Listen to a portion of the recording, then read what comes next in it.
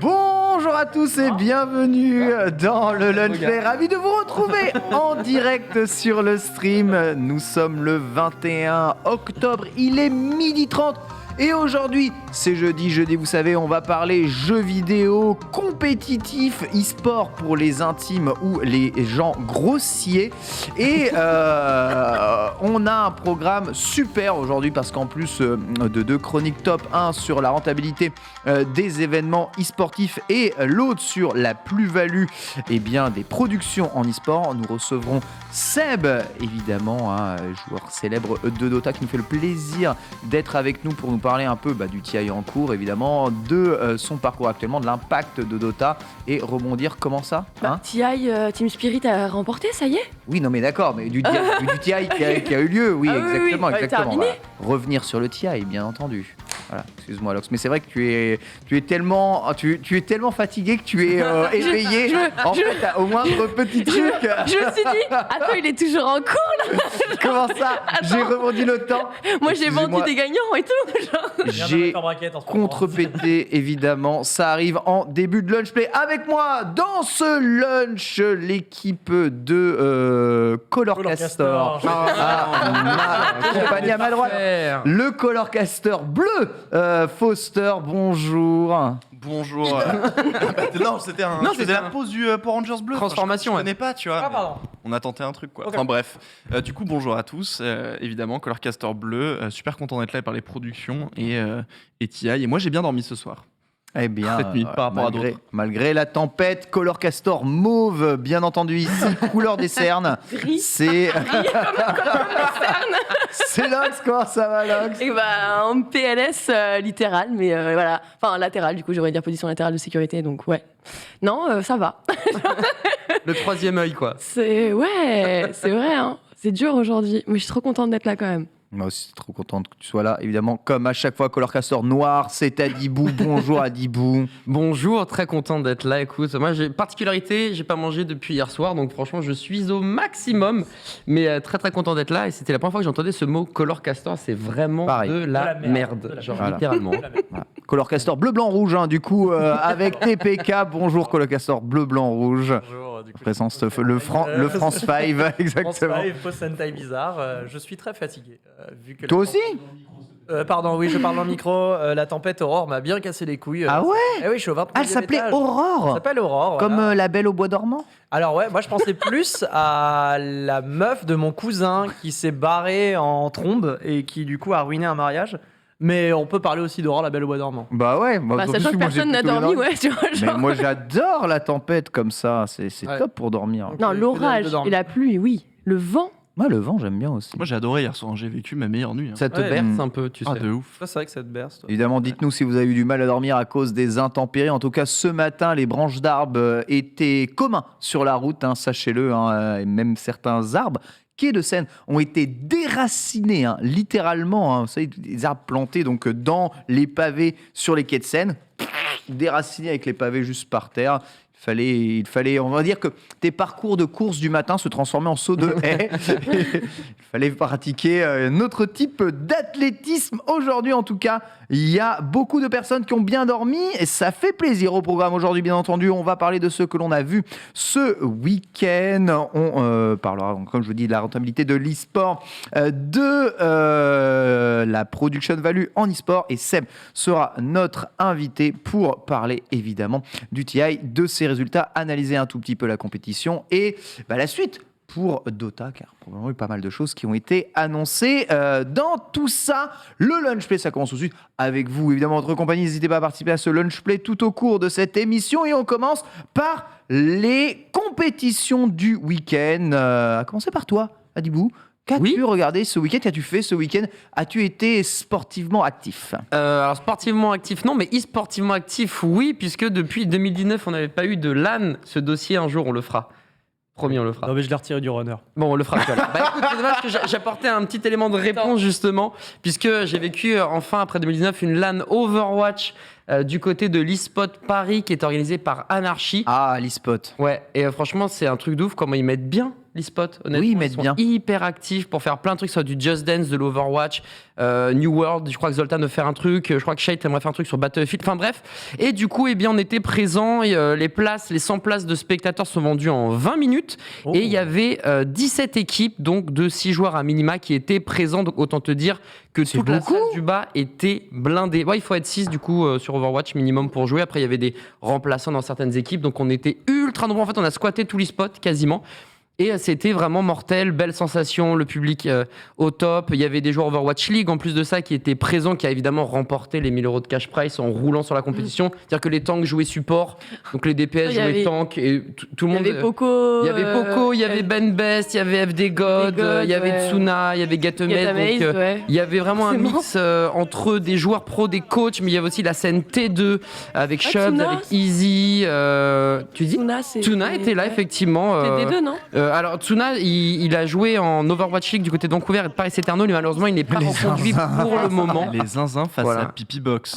Ouais, et ils ont gagné un Super lourd e-sport. 3-0, mais c'était vraiment très très cool. J'ai grave kiffé, donc vive les LAN, vive l'e-sport et vive Poco, parce que Poco il est vraiment trop cool. Poco bon. Allez, l'e-spot, qui est un lieu qui accueille énormément de compétitions e-sportives. Peut-être on reviendra sur la rentabilité de l'e-sport avec toi, Lox, sur tous ces lieux qui ouvrent pour l'e-sport. Dureront-ils très très longtemps? Nous verrons bien entendu. TPK, Oui. t'as encore oui, maté oui. un truc sur un jeu de tes morts? Sur un jeu de mes grands-morts, absolument. Comme toujours. Non, je Une sais pas. scène e-sport confidentielle. Oui, c'est une histoire très confidentielle. Non, j'ai regardé comme tout le monde du LoL, du Dota 2, mais vu qu'on va en parler, j'ai mis ma petite sucrerie à moi, puisqu'il y avait un énorme tournoi aux États-Unis qui s'appelle la Super Smash Con. Ok, donc c'est, on va dire, un festival de Super Smash Bros. Vraiment, faut le voir comme ça. Donc ça fait que tu as des tournois sur Smash 64, Smash Melee, mais aussi Smash Bros Brawl sur Wii, Smash 4 sur Wii U, Smash Ultimate. Bref, tous les Smash à date ont leur tournoi. Et il y avait aussi, comme son nom ne l'indique pas, un tournoi de Nickelodeon. Allez All-Star Mais Brawl. non, Eh dans un ouais. SmashCon. Eh oui, Mais absolument. tout est logique. Tout est logique. Fait sens. C'est un platform fighter et on a pu assister à la victoire de Pink face à victoire. Mirror Man. De fait, le joueur de Hang ici, qui l'a donc remporté, Oula. qui gagne bien d'ailleurs.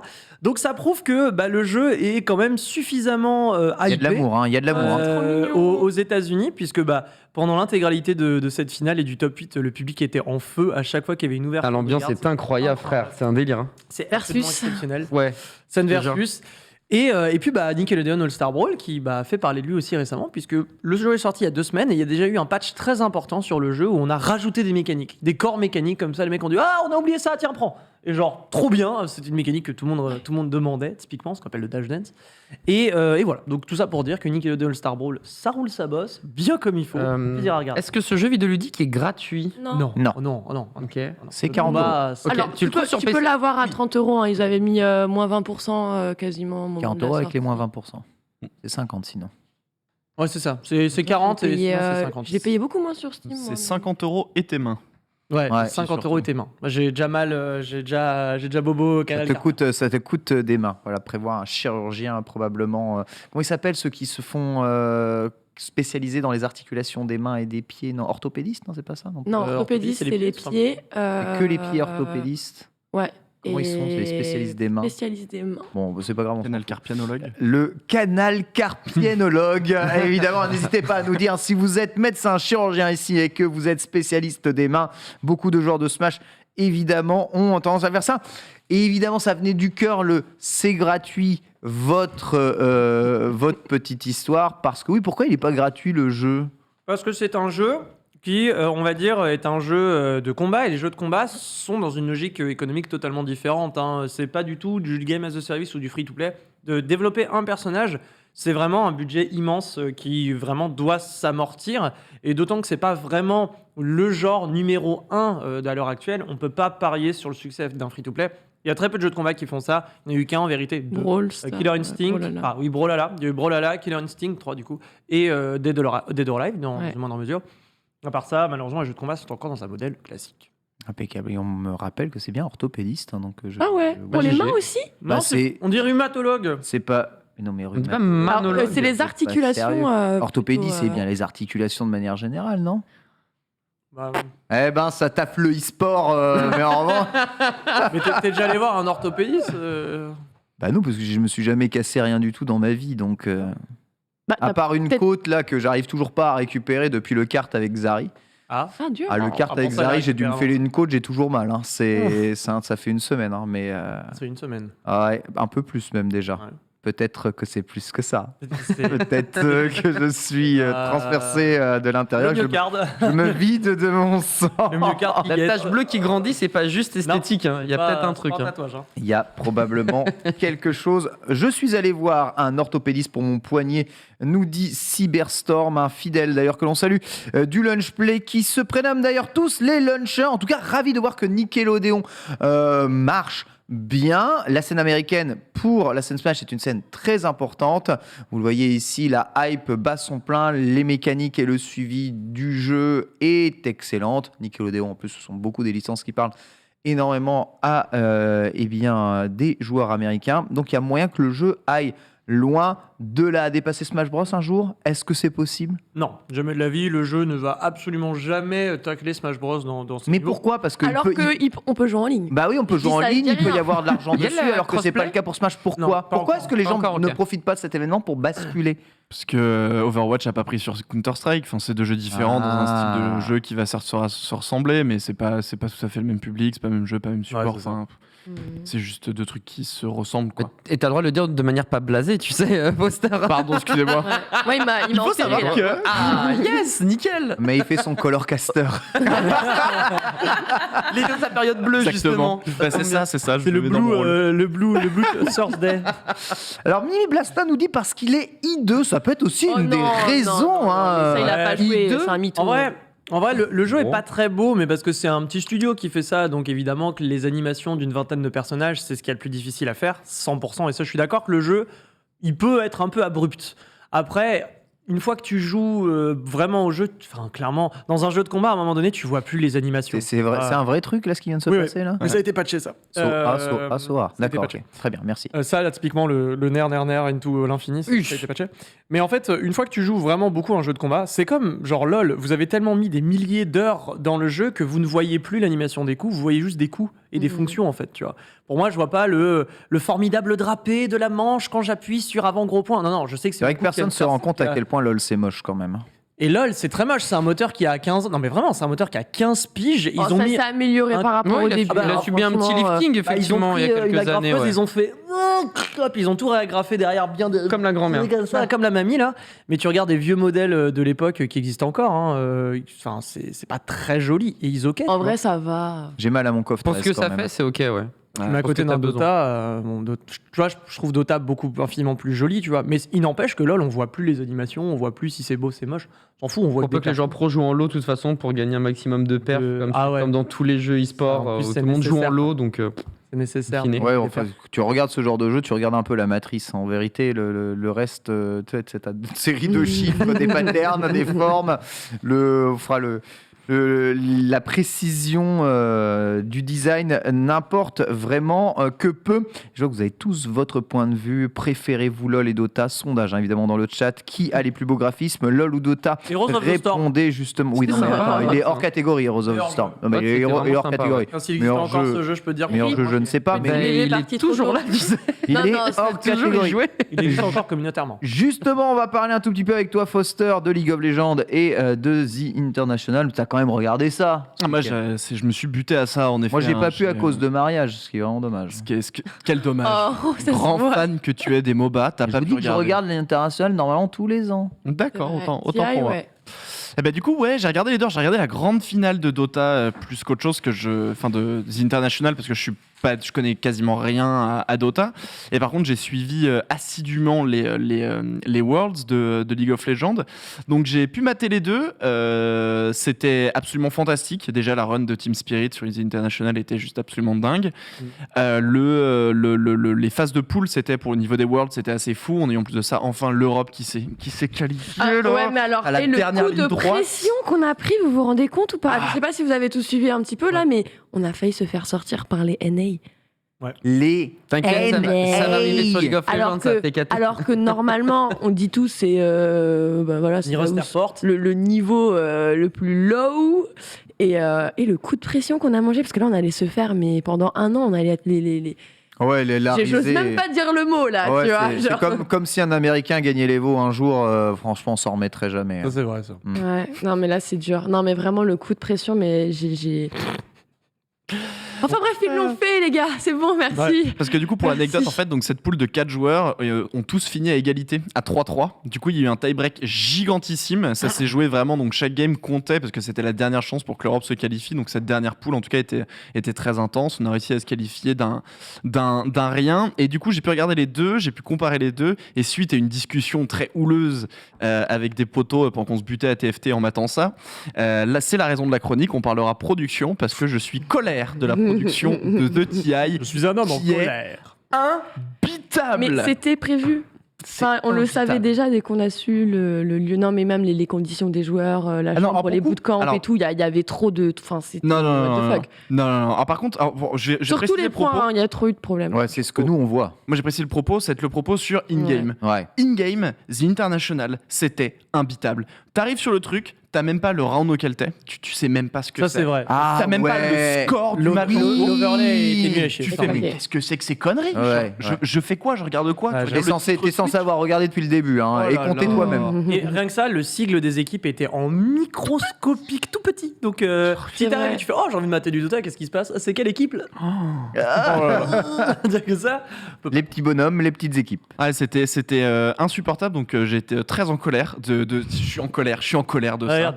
Mais Change bon. de t-shirt, ma t-shirt rouge du coup. Hein. Ah oui, bah, Ouais, c'est ça. Quel color cast. De couleur cast, immédiate. Mais du coup, ouais, en tout cas, on parlera un peu production tout à l'heure, peut-être si on a le temps. Mais ouais, enfin bref, il y a la souris du De l'Obs, ouais. Il y a la souris de l'Obs. spectateur. Ouais, non, Ah, il y a vraiment la souris de l'Obs. Il y a Ouais. vraiment la souris de l'Obs. Ouais, il y a eu Il y a- des moments comme ça. Dans League of Legends, tu vas avoir tout un tas de monter des points un peu genre statistiques, t'as des dézooms pour comprendre un peu l'action. Là, c'est tout en mode temps réel.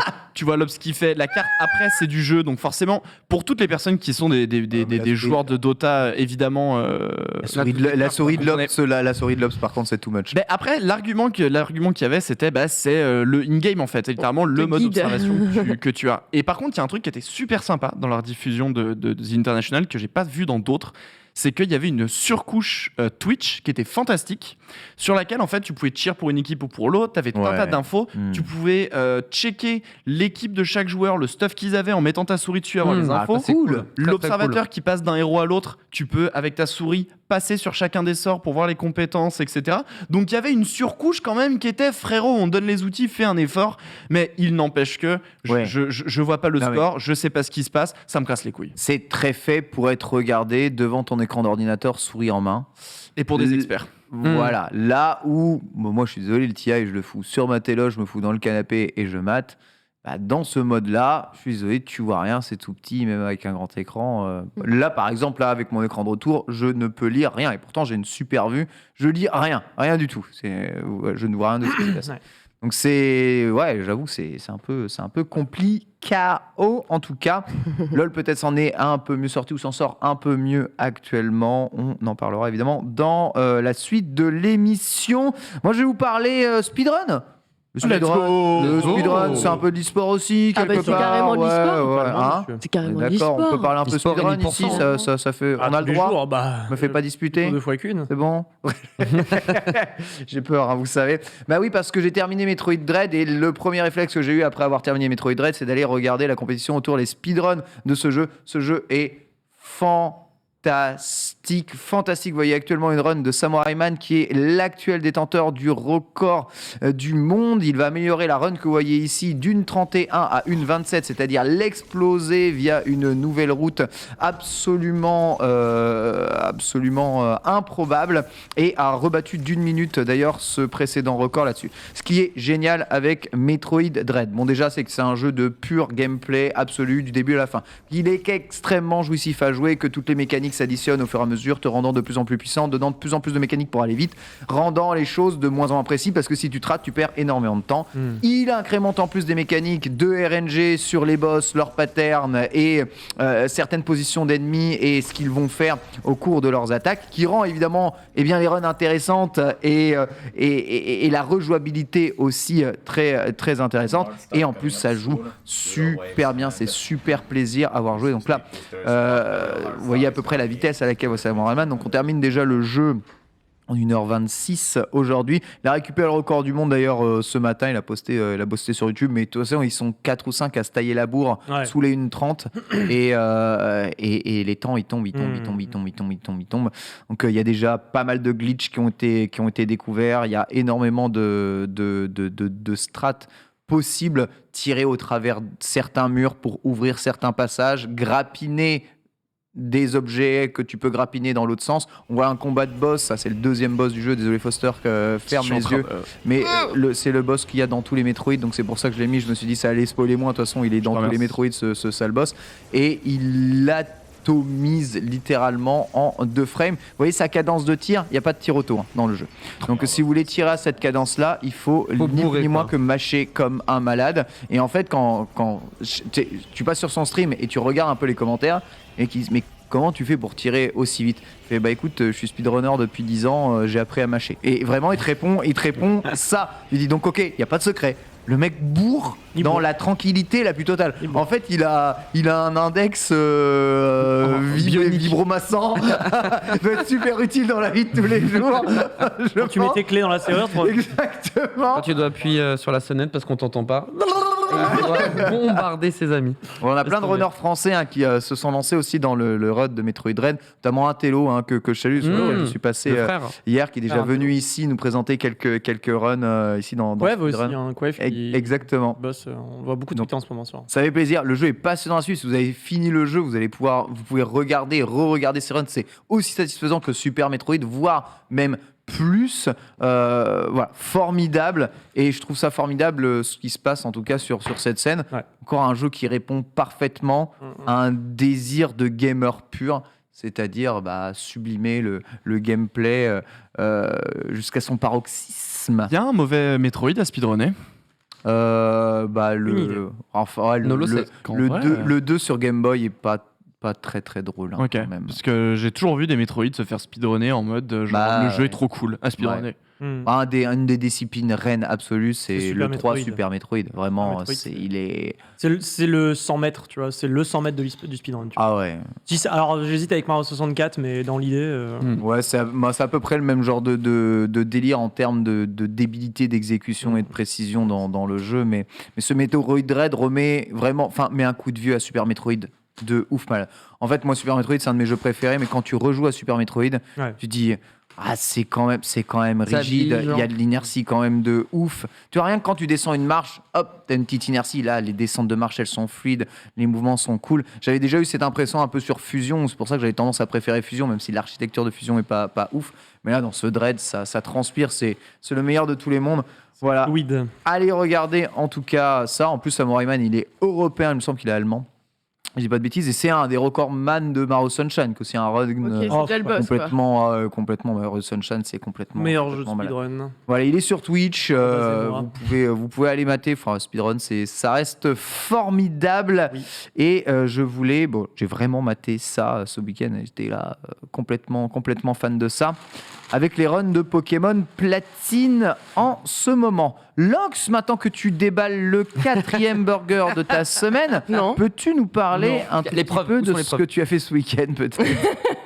J'ai mangé nos... Non, j'ai regardé un petit peu. Bon, comme tout le monde, j'ai regardé les Worlds, évidemment. Mais j'ai aussi regardé les FNCS qui, pour le coup, après les échauffements, se sont bel et bien lancés. Et je suis tombée peut-être sur l'un des meilleurs moments, parce qu'au moment où je suis passée, j'ai fait le clip moi-même. Alors, on peut m'accuser de recyclage, j'avoue, je l'ai diffusé hier dans Pixel. Vas-y, Mais let's go. c'est mon clip, c'est moi qui l'ai fait, donc je peux l'utiliser plusieurs T'imagines fois. même pas le nombre de trucs que je dis plusieurs fois sur cette antenne. Ah ouais. Bon, bah voilà. Tous Mais, les gens ne regardent pas plusieurs fois les mêmes trucs. oui. Oh là, j'ai mal au crâne. Alors, justement, tu vas avoir très très mal au crâne, mais tu vas voir, c'est plutôt simple, puisque là, on est sur Bad Sniper, donc chez MCES, bah voilà, qui est sur de la hauteur. On voit bien, hein, la zone est toute petite, on doit se déplacer sur les hauteurs. Et ce qui se passe, c'est que bah, les gens, en fait, ils perdent du dégât, moins ils sont dans la zone. Donc en fait, il n'y a même pas de fight. Hein. Genre, Ouais, c'est ça. Il Ouais, a c'est ça, c'est ça, c'est ça. juste en étant là, au-dessus et en prenant pas de dégâts. c'est que du positionnement et c'est de l'endurance, quoi. De l'endurance, c'est jusqu'à ce que ta vie bah, soit là. Et là, on repasse donc sur la POV de Mirza de chez MCES, qui lui aussi fait top 1. Donc ça fait 2 top 1 en 30 secondes. La zone est comme ça. C'est La ça. zone est comme ça, C'est d'accord. Ok. C'est exactement ça. Et ce qui se passe, c'est que, bah, en fait, elle se déplace. Donc, toi, tu es obligé de continuer de build et te déplacer, de suivre la zone. Et en fait, c'est celui qui aura réussi à se préserver Mais au c'est pas mieux mieux. de buter les autres à ce moment-là, non? Ça dépend. Des fois, il y a des games qui se finissent comme ça. Des fois, il y en a un qui est en dessous, l'autre qui préfère garder sa hauteur pour réussir à avoir l'information avant. Peut-être des fois, lui, il le push dessus. Hop, ça part en combat de pompe. Mais grosso modo, ça se passe comme ça. Après, ça reste quand même une belle action du côté de chez MCES qui a très bien commencé, on va dire, la saison. Même si, au final, en gros, là, ils font les FNCS sur 2 qualifs. Donc, en fait, chaque fois, si je dis pas de bêtises, c'est 5 équipes qui sont qualifiées pour la finale. Donc là, il va y avoir encore une deuxième date. Là, grosso modo, on retrouve quand même quelques champions qu'on a. C'est Thomas, HD, Queasy et Anas qui sont arrivés premiers pour cette session Week 1. Et quand même, et là, ça fait plaisir, c'est qu'ils sont suivis par les Français, dont l'une des légendes, donc Forzer, Andilex et que je dise pas de bêtises, et Squeeze. Moyenne d'âge Andilex, je crois, il a entre 18 et 21 ans max. Mais il fait partie des jeunes joueurs de un petit peu la nouvelle génération Fortnite. De l'autre côté, Mirza, il s'en est plutôt bien sorti. 33e position. Bon, il va retenter. Il est qualifié et le reste retentera le coup les semaines La semaine prochaine, ouais, c'est ça. C'est plusieurs C'est ça. tentatives Mais pour essayer de. normalement, avant, qualifier. c'était 4. Maintenant, c'est plus que 2 avec 5 qualifications. Donc, ça a quand même changé au niveau du format. On continue malgré tout ce qu'on a dit la semaine dernière, ils continuent de faire les championnats de Fortnite. Hein. Non, alors là, c'est les Championship Series. C'est incroyable, ils Donc, regardent pas le lunch play. Hein. non, visiblement, Fortnite Epic ne nous écoute pas tant que ça. Mais bon, c'est pas grave, on continuera à dire les choses. C'est pas grave. Impeccable, voilà, Fortnite toujours aussi actif. On va passer à l'actualité de l'e-sport en quiz avec toi, TPK. Oui. Aujourd'hui, 6 actus importantes dont nous avons peut-être brassé un tout petit peu la surface aujourd'hui. Et je ne peux pas tricher. Non. Parce que c'est quoi le problème là? C'est quoi ça? On a tout anticipé avec Non, Paul. je peux tricher. Normalement, tu peux tricher. Mais on a tout anticipé. Paul a une idée de génie. Paul, qu'on embrasse, qui est un. Tu es un génie. Mais Ne Alors, t'octroie pas Rien son que talent. ça. je vais devoir te mettre un coup d'arrêt dans ta folie, mon cher Paul, puisque je ne vois aucune ardoise en fait. Donc, Ouais, j'ai pas les ardoises. C'est pas grave, on répond à voix nue. Ah, oui. Oui, non, vous donnez des ardoises, c'est plus ouais. drôle. Comme ça, le chat a le temps de jouer aussi. c'est vrai. Interactivité, mon cher Ken Mogar. Nous sommes sur Twitch, pas sur TF1. Avec la CG. D'accord. Bref, donc on a réfléchi à un système pour pas que Ken Bogard triche, ce Je sagouinos. peux pas tricher. Vous savez que dans tous les quiz qu'on fait ici sur le stream, ça peut être de l'e-sport, de la musique, du jeu vidéo, des toilettes japonaises. Le mec va regarder les réponses dans tous les runners de la Terre. Donc, en fait, il est imbattable, vu qu'il il est derrière le code. J'ai gagné. Il a les yeux jaunes de Doomguy quand il est en J'ai gagné mode 3 mode. quiz sur le stream. Tu vois, le seul quiz que t'as perdu et que je t'ai ravi, c'est le grand quiz à Lille. Ouais, t'as pas- mais j'ai gagné le grand quiz d'après. Ah, J'ai voilà. gagné le code de la route et j'ai gagné les maths. Ouais, mais t'as dû forcément tricher. Ouais, les maths, Les maths, c'est. ouais. Heureusement quoi. Franchement, les maths, Quoi, c'est un les peu maths, ta cam. c'est- C'est un peu ta cam. Bon, c'est pas ouf les Bah, maths. Hein. C'est ta cam. Et alors? Bah alors quoi Heureusement que tu les as gagnés quoi. Ça ressemble à quoi un Ah quiz ouais. de maths? Un quiz de maths, bah, il y a Ça des ressemble à quoi questions allant de l'école primaire jusqu'à la terminale qui ont Ok. été posées, difficulté croissante, puis il faut répondre aux questions. Voilà, Ok. tout simplement. Donc, Alors, par exemple, comment tu expelles 77 francs en français, voilà. Ok. Voilà. Bah oui, en français, si Très tu veux. Bah écoute. Sans faire de faute d'orthographe. Ah, ça, c'est là où tu pêches un peu plus. J'ai réussi. T'as réussi? Attends, ça c'est les maths. Mauvaise langue. Oui, dans le programme de mathématiques, on t'apprend à épeler les chiffres et les nombres. Bah oui. Bien sûr, parce que tu sais, t'as des règles avec les tirés, Oui, les oui, oui. Ouais, bah posés, ouais. les Le machins, pluriel des fois il y a des S, des selon, fois il n'y a pas des S, ouais. etc. Je etc. savais pas qu'il y avait ça. Et moi. ça, c'est dans le programme de maths de l'école primaire. Ah, voilà, à bah partir voilà. du J'ai- CE2, il me même dès le semble. primaire, j'ai commencé à sécher les maths. Écoute. C'est vrai, parce que j'ai fait en première et terminale S et ça ne m'a absolument pas réussi. Bon, on va pouvoir commencer ce petit quiz. Les ardoises sont arrivées, donc on va faire la première question en mode voix nue. Vous pouvez jouer avec nous.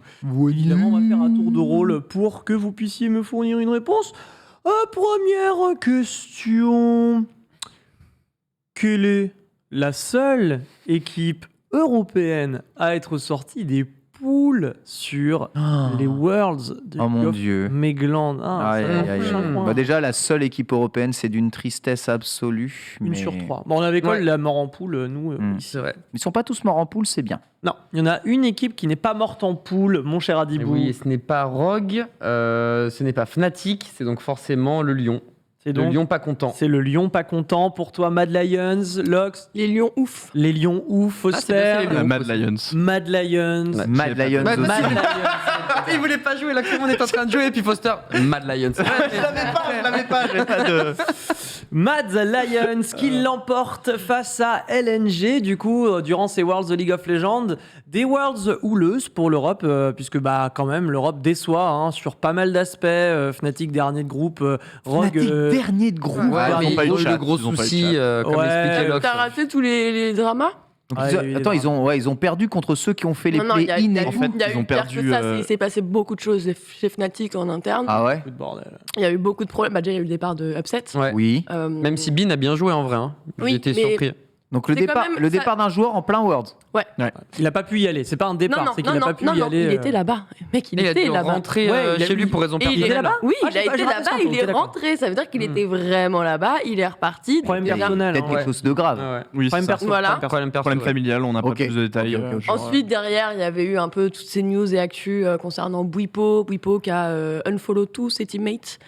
Oh, petit bonhomme. Alors qu'il Ouais, suffit de ouais. masquer. Wow, Alors mais ça c'est un rageux de LoL Et du en coup, homme, les c'est tout. les gens étaient un peu en mode mais Il est qu'est-ce qui toxique se sur le chat, passe lui. C'est ça? Bah, après, c'est pas ça. Du coup, il y a eu un gros trade qui est sorti il y a quelques jours. Je Ouais. ne sais pas si vous avez eu l'occasion de tomber dessus.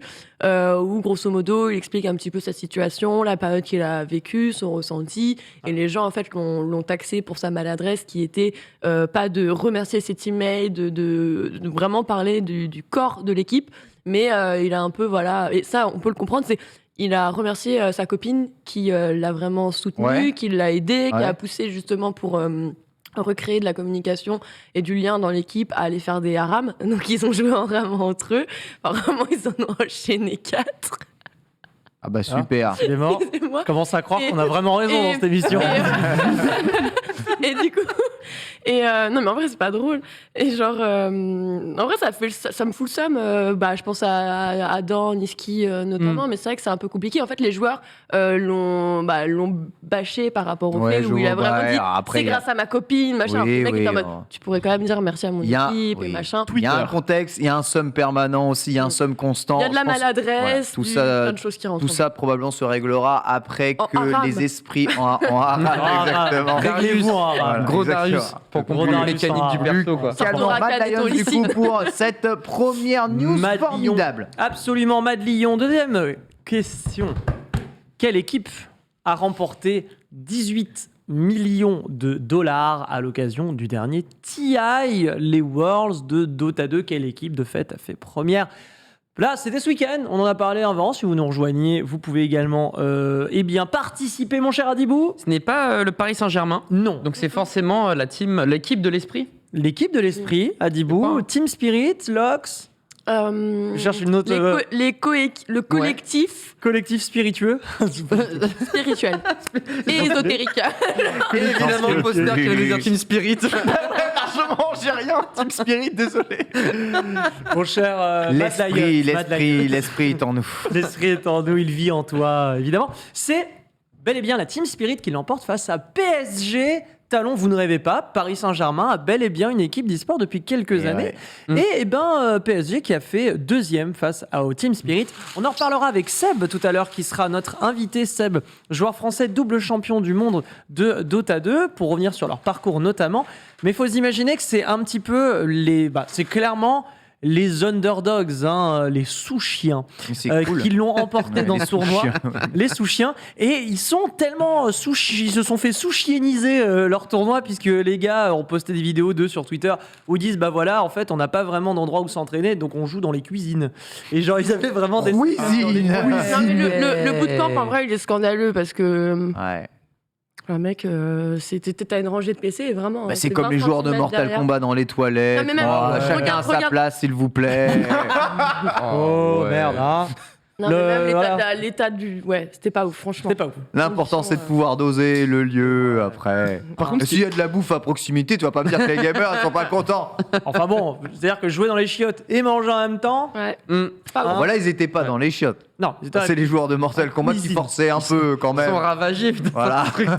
ça ravage. Par contre, ce qui est ouf dans la victoire, c'est mine de rien leur run en loser bracket. Ouais. Et ce qui relance le débat est-ce que finalement les tournois de MOBA auraient pas besoin d'un bracket double élimination? C'est ça. Parce que c'est toujours du Ils n'ont simple. pas eu à gagner Et, deux fois, c'est ça? C'est ça. Je crois que je connais pas le. J'ai pas. C'était Non, ils n'ont BO5 pas eu à finale, gagner hein. deux fois. Ouais, BO5 je sais pas finale. quel était l'avantage. Tu reviens des losers, tu gagnes une fois. Bah, tu reviens Moi, des ce losers. que je c'est plus retiens fort. quand même, c'est que Poutine, il leur a adressé une lettre. Hein. Ah ouais? Vous avez pas vu? Alors Non. ça c'est Alors, attendez, la... alors, je me pose. Oh là. Quelle personnalité publique les a d'ailleurs félicités via un tweet? Vladimir Poutine! Absolument, excellente Emmanuel réponse. Macron, les gars. Puisque. Merci tout le monde, Emmanuel Macron, de toute Ouais, façon, à mais- chaque fois qu'il y a une perte. Black Corp, voilà, a déjà été remercié par J'avoue. Emmanuel Macron. C'est pas non plus. Poutine. Ouais, Non, mais là Poutine. c'est la mort, c'est la Alors, mort, je c'est vais la vous faire mort la sur eux. traduction. Mais non. Chère équipe. Non, c'est bien sûr. Ok. Vas-y, vas-y, vas-y, Non, mais je vas-y. déconne, je l'ai traduit une fois, je sais ce qu'il raconte. Ah, les gars, vous avez écrit si fort, une tête de cerise. 2021. Non, qu'est-ce qu'il a dit pour de vrai CGG, C'est GG. viens à la Non, maison, en viens à la gros- maison manger de En l'ours. gros, c'est une lettre de félicitations pour leur esprit Ok. d'équipe et leurs résultats lors de la compétition, et qui l'encourage fortement et les reconnaissant envers le pays de les représenter à l'international de la sorte et leur souhaite la meilleure suite possible, bien évidemment. En même temps, les Russes très présents sur Dota. Hein. Oui, Quand bon. tu regardes non, les, On en les parlait résultats. la semaine Tu dernière, regardes- ouais. tu regardes les résultats en termes de vues sur le tournoi, c'était kiff au niveau des vues anglaises et des vues russes. Clairement. Ça se battait à 500 000, 600 000 des deux côtés. Ouais. Le Rus Game. Le Rus Game, Poutine qui du coup félicite Team Spirit. Pourquoi il les félicite? Parce qu'il y a des Ukrainiens et des Russes dans l'équipe. Voilà pourquoi. Pour compléter un petit peu la chose. Prochaine question. Alors attention, celle-là elle est marrante. Ok. À votre avis, quel jeu a eu le plus de cash prize entre Smash Melee et Ultimate réunis et Nickelodeon All-Star Brawl? Nickelodeon, hein. Non, pardon. À votre avis. Ça me serait pas un casse. tout petit peu orienté cette Oh, j'ai rien histoire dit du tout.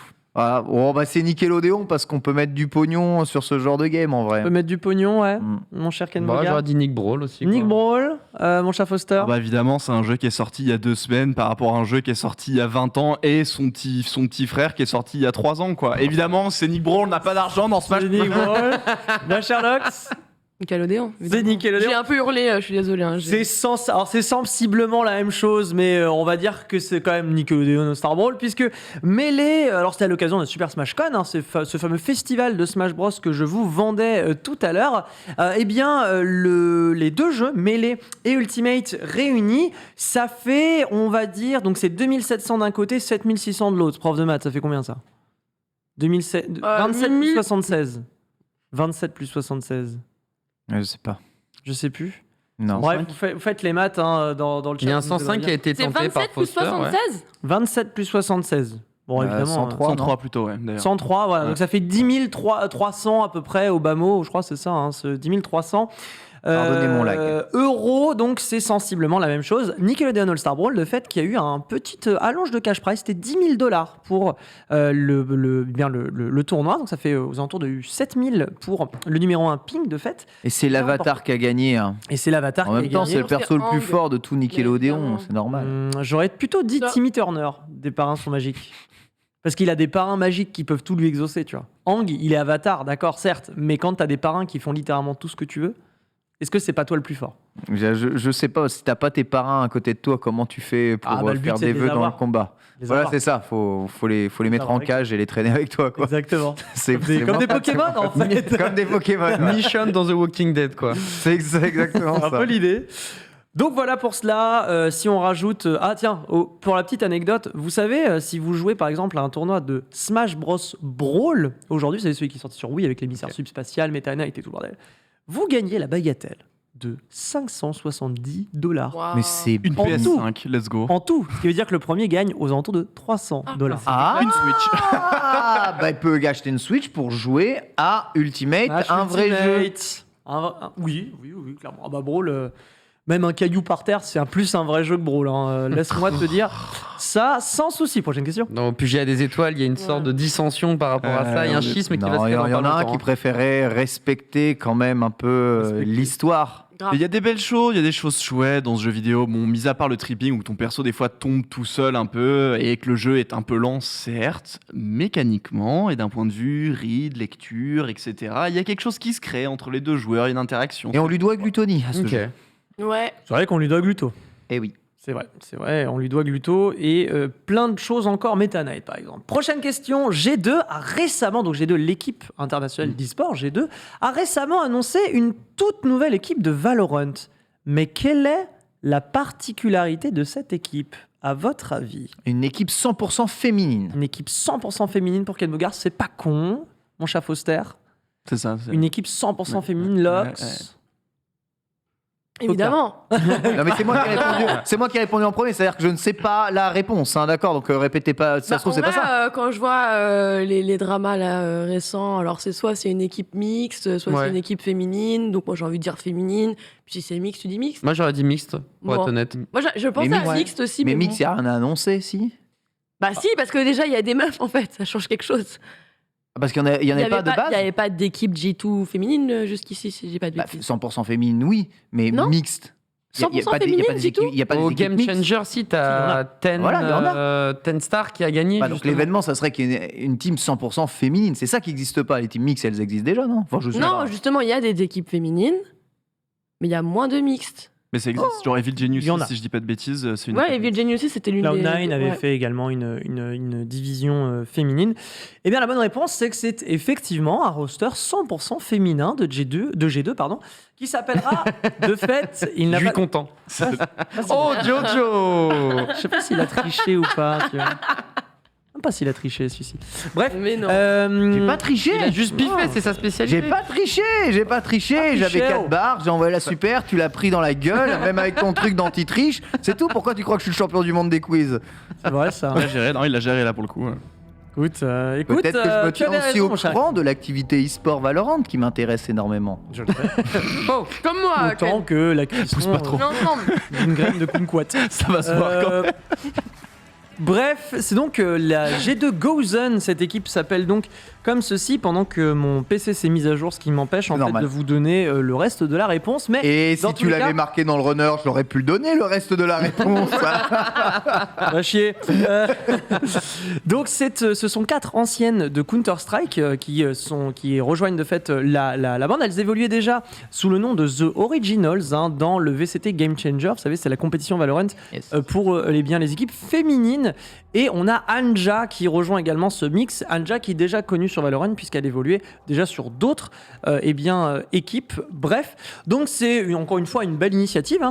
Les structures e-sport qui jouent le jeu des VCT Game Changer et de Riot Games. Hein. C'est une initiative de Riot Games. Donc voilà, je voulais saluer un petit peu la chose avec G2 Gozen. Lux. Petite question, il y a des Françaises dedans? Oui, il y a des Françaises qui ont d'ailleurs remporté le premier VCT Game Changer VCT, ok. IMIA. Nice. Donc, Moi, ce que je vois, c'est qu'il y a Bien. beaucoup de joueurs de CS qui jouent à Valorant hein, maintenant. hein. J'espère bah, que ça ne, ouais, la ça ne transition, videra ça se pas, perd ça ne videra doucement, pas mais sur sûrement, cette. Ouais, à ce Mm. point-là, c'est. En fait, il y c'est un avait, vrai bail. il y avait un point d'interrogation sur surtout les grosses stars, c'est-à-dire tout ce qui venait T3, voire T2. Bah voilà, tu sais que tu as un plafond de verre, tu peux pas aller plus loin. Valorant, ça peut être une belle opportunité. Tu as de l'avance par rapport à tous les autres joueurs de tous les autres jeux, les Overwatch, les Fortnite, les machins, les Apex et tout. Maintenant, les vrais star players de Counter commencent à se poser la question, mais est-ce que je vais transitionner sur Valorant? Et il y en a qui l'ont fait, notamment le frère de Scream, qui a rejoint son frère du côté de la Ouais. team Liquid. il verra. Donc voilà, Nivera, tout à fait, qui était benché chez Vita, et même c'était le magnifique 6e homme. Là, il en avait probablement marre. Il arrive, Ok. gun round, il tue tout le monde. Donc ouais, là, ce qui est intéressant de voir, c'est que avant, il y avait que les gens qui n'avaient pas pu percer. Maintenant, même les joueurs stars sur CS se disent « Oh, Tiens. Ça peut être intéressant en fait. Tiens, Mm. il y a moyen de frémiser. Très bien. Moyen de frémiser. Dernière question. Où auront lieu les finales des Worlds de Pokémon 2022 À votre avis. Il m'en a parlé. En plus. Mais il a pas l'air. Hein. J'ai oublié. C'était non. prévu pour être. pas l'air de C'était prévu pour être à Londres avant que ce normalement, se fasse c'est Londres, covider. hein. Non. Sauf que cette année, Londres, c'est la seule et unique étape européenne. Non, je dis une bêtise parce qu'il y a Espagne, Italie, il y a un autre pays qui m'échappe, peut-être Allemagne, pas France en tout cas. Et je n'ai pas le lieu de la finale mondiale. Je suppose ça sera aux États-Unis, mais je ne suis vraiment pas sûr. Ok. On part sur un. Bah Ah oui. attends, est-ce que je Créteil. sais pas, mais- En tout cas, de toute façon, vu la situation du Covid, ça peut pas être Japon parce que les Japonais sont complètement flippés d'avoir du monde chez eux et autres. Fin de l'université C'est un. Fin C'est un de université. l'université J'allais dire. Fin de l'In 13 Qu'est-ce qui se passe Limoges. Non, alors moi, des informations que j'ai, c'est la source d'Otisport que j'ai, ce sera bel et bien à Londres, a priori. Donc, c'est la dernière Bravo information pour moi. qui avait Bah, été. la dernière étape, Londres, c'est la seule étape européenne alors. Voilà. Bah, Donc, du coup, non, ouais, c'est ce qui était Non. annoncé de base, quoi. J'ai dit une bêtise en fait. Il y a Ok. une étape en Italie, une étape en Espagne, un autre pays que j'ai oublié, et il y a Londres qui est aussi Londres. une étape Mais qualificative. c'est pas la première fois que c'est à Londres en Non, plus non, les c'est finales pas- des non, non. les finales des Worlds. Ça Mais ça devait devait être l'être. en 2020. D'accord, ok, En donc ils 2020, remettent au mois quand même. d'août, si je Mais dis pas de oui, c'est bêtises. ça, mais oui, c'est Ça devait ça. être août 2020, du coup Covid, et puis bah. Covidé. voilà, quoi. On refait. Donc, ça sera bel et bien, a priori, à Londres, avec des jeux comme Pokémon Épée et Bouclier, que vous connaissez, Pokéen, le jeu de combat toujours, le jeu de cartes, et le petit nouveau de la bande, c'est Pokémon Go, qui, du coup, intègre le circuit des Worlds de Pokémon. Donc, si vous avez fait 1500 km dans le square de Choisy d'à côté, à avoir des Pokémon sur Pokémon Go, c'est peut-être votre moment d'être célèbre. Et qui est le grand absent? Il manque un game. Il est où Unite? Il est où Ah, Pokémon Unite. Ah ouais, c'est vrai, ça, il est où Unite Il manque un game. Ouais, c'est vrai, hein. Non, Unite. ça dégoûte. Ils ont pas intégré Pokémon Unite Ça au World dégoûte. Tour. Non, bah, tu sais, ils ont encore déjà du mal à savoir ce qu'ils vont foutre du jeu, donc... Mais c'est leur jeu le plus populaire. Ouais. Non, Ouais, si. mais- Oui, enfin, pour l'instant, dans les faits, c'est plus épée et bouclier en termes de chiffre de vente. Je pense que Pokémon Unite, parce que Pokémon Unite, c'était 9 millions de ventes sur Non, mais d'accord, de mais téléchargements. épée bouclier, enfin personne fait de la strat parmi tous ceux qui l'ont acheté. Non, mais on va dire que c'est ton tous flagship. c'est des gamins de 7 ans comme moi qui chassent des Pokémon, tu vois. Mais c'est ta tête de gondole. Mais ouais, Unite. Où est-il? Est-ce que c'est le jeu d'équipe qui pose problème? Est-ce que c'est la disparité Switch téléphone qui pose problème? C'est le développeur qui pose Est-ce que c'est le problème. développeur qui pose problème? Ouais. Pourquoi? Où est Unite? Est-ce qu'on va faire un circuit à côté de Unite en fait qui va complètement aller à l'extérieur du coup des autres tournois et compétitions de The Pokémon Company? La question se pose parce que c'est en tous les cas le jeu vendu plus compétitif que le reste, à mon sens. Bah oui, enfin, Donc, bon, le jeu Pokémon, il est compétitif de base. Mais il n'est pas vendu tel quel, tu vois. Pokémon, l'est. Hein. Non, mais tu Oh, as des rentrées, Pokémon, quoi. Vrai. Pokémon. Mais il date, tu vois. Pokémon, ça Pokémon. commence à dater. Il y a que 2 étapes 2016. qualificatives qui mettent Pokémon, par exemple, par rapport au nombre de qualifiers qui. NA, Japon, c'est tout. je crois. Ou même J'ai beaucoup de- Océanie, je crois. Mais... Beaucoup de mal à comprendre ce choix, je dois bien t'avouer. Mais bon, c'est leur choix. Le Japon a ses raisons que la raison ignore, vous le savez bien. Merci TPK pour De rien. toutes ces news. On enchaîne rapidement avec toi, Lox, une fois que tu as fini. Oui, non, de j'ai fini, prendre j'ai fini, ton je suis prête. Coca. Et on va parler un tout petit peu, rentabilité de l'e-sport dans le dossier de la semaine. L'e-sport est-il rentable? On parle de bully sportive, on parle de l'or bully aussi, on parle de plein de choses. Est-ce qu'il y a un retour sur investissement direct dans l'e-sport? J'ai tendance à croire, moi qui suis dedans depuis tellement longtemps, que non. Non. Mais peut-être ai-je full tort en Bah, déjà, vérité. c'est par ça que j'allais commencer. Donc, d'après toi, non. D'après toi, Non, Foster, pas du tout. non. Adibou. C'est un nom. Sauf pour C'est un nom. une poignée d'équipes, hein, vraiment. Voilà. Je pense que ça dépend où tu te places en fait pour le coup. Voilà. C'est pas beaucoup d'argent. Eh bien, Mais- vous ouais. avez la réponse chez vous. Merci, c'était l'e-sport et c'est rentable. Incroyable. Ah, je vous ai dit, je suis fatiguée aujourd'hui. Non, Mais Non, j'entends non, parler évidemment, d'organisateurs de tournois qui arrivent même pas à rembourser, tu vois, les tournois qu'ils organisent. Il y a- Limite, tout se fait associativement. Enfin, tu vois, on Il y a- en est à alors, des trucs c'est comme ça. ça. C'est qu'en quoi. fait, il y a plusieurs branches. On peut le schématiser comme ça. En gros, on le sait, hein, l'e-sport, on va dire qu'il commence au début des années 2000, 1998, si on veut être un petit peu pixel dans les dates. Et grosso modo, ce qu'on observe, regardez, on va le voir parce qu'on a un petit graphique évolutif en mode GIF Je sais pas si vous pouvez le. Ah, lancer. c'est trop stylé, Grosso j'adore ces modo, trucs-là. C'est la totalité. Ça va très vite, oh, regardez Quake, comment c'est trop bien. Counter-Strike, non c'est pas possible, Counter-Strike. CS remonte. J'étais dans mon cybercafé aussi. Et ensuite, c'est. C'est un métier d'être casteur. Hein. Incroyable. Warcraft va-t-il dépasser tout le monde alors que Painkiller va mourir en poule? Sauf que Halo 2 qui va passer Il devant a Painkiller et qui tenté. dépasse même Quake. C'est parti pour Halo. Et non, on a Halo quand même 2. StarCraft Ah qui ouais, remontait là. Et oui, Starcraft, Counter-Strike. c'est le Yahoo de Souffle l'époque qui arrive. Counter-Strike. Ouais, c'est ça. Incroyable. Ah ouais, c'est ça. Starcraft c'est arrive, ça. Halo 1, Et Halo 2, Halo Attendez, on va bientôt arriver à League of Legends, ça va être très drôle. Confitude. League of Confitude. Legends, League of Legends, Confitude. Oh, il y a Oh, League of Legends avant tout.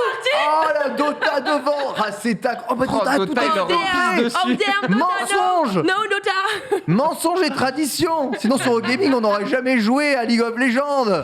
Qu'est-ce que c'est que ces histoires? Mais, non mais vraiment, sans rigoler, on voit bien quand même qu'il y a une évolution assez Ah, mais les prix. rapide. Pourquoi il y a voilà. Decathlon en 3ème position? Ah non, c'est fort. Non mais quoi? Je connaissais pas le logo. Decathlon. Bah, tu sais, il y a des e-sports que vous ne connaissez peut-être pas, peut-être que Confidentiel. Decathlon en fait partie. Mais oui, donc grosso modo, on voit quand même qu'il y a eu un véritable impact. Il y a énormément de flux monétaires qui sont arrivés sur différentes scènes compétitives, certaines qui se créent au fur et à mesure, qui disparaissent, d'autres qui arrivent du jour au lendemain et qui viennent reprendre la tête du classement. J'ai pas besoin de refaire le topo, vous avez tous vu comme nous. Et donc, en 2008, tu vois, typiquement sur CS, on est à 455 000 $ de totalité de cash prize. Ensuite, tu vois, progressivement, on monte. On passe en 2011 à 1 million. Puis après, League of Legends, avec les SCS, 1 960 000. Donc, c'est crescendo, grosso modo. Puis bon, il y a eu Fortnite qui est arrivé Ouais. en 2019 avec sa World Cup. On le rappelle, dotation globale de 30 millions de dollars. Oh, bah, c'est un des jeux les Rien plus que ça. rentables du monde aussi, donc quoi qu'il arrive, ils peuvent réinvestir une partie de ce qu'ils gagnent avec des skins dans ça. Bah oui. Mais est-ce qu'il y a un retour sur investissement Mais justement, de ça? le truc, c'est qu'on voit une montée en puissance, certes, mais après, comment ça fonctionne, comment ça se finance exactement. En gros, bon, déjà, ça, on l'a vu, ça dépend des scènes. Chaque scène est différente. Le versus n'a pas le même que League of Legends. Regardez Smash et la totalité de ses cash prizes sur des années. N'est-ce pas? N'est-ce pas? Après, j'ai tendance à penser que la notoriété de certains événements, donc le fait de créer des tournois sur certains jeux, profite à la notoriété du jeu, profite à la com du jeu de Également. façon constante, permet de vendre quand même des jeux sur la longueur. Si tu regardes par exemple un jeu comme Street Fighter V qui coûte Le Red 5 Bull millions Comité, en d'exemplaires, vrai, c'est stylé. Hein. un comment? Un Red Bull Comité, ça donne envie Bah oui, quand tu vois bien tout sûr. ça. Là, dans le cas d'un Commenté Red par Bull des Comité casteurs qui français de ouf. utilise le jeu pour prétexte qui n'est pas vraiment lié à l'éditeur, on va dire que c'est peut-être un peu différent. Puisque Red Bull Comité, lui, n'a pas pour but d'être rentabilité, puisqu'il paye, on va dire de l'image, et c'est une forme de communication de la part de Red Bull, comme la plupart des choses qu'ils font là-dessus. Et Mais justement, est-ce que, tu le mentionnes. est-ce que pour Capcom, Street Fighter V est un jeu rentable eu égard des investissements e-sportifs qu'ils font? C'est surtout ça la question qu'on peut se poser. Déjà, de base, le jeu, il s'est vendu comme un phénomène e-sport. Day One, Capcom a dit avec Street 5, c'est toi le prochain Daigo C'est Umehara. ça. Sauf que les gens, quand ils achètent Street Fighter, ils ont pas envie d'être Daigo, ils ont déjà juste envie d'avoir un bon jeu le samedi soir entre potes avec une bière, tu vois. Et le problème, c'est que la Capcom, littéralement, on tombe dans le mauvais exemple des gens, au début du jeu, parce que ça s'est bien amélioré, et franchement, il y a eu un bon travail de fond sur la communication.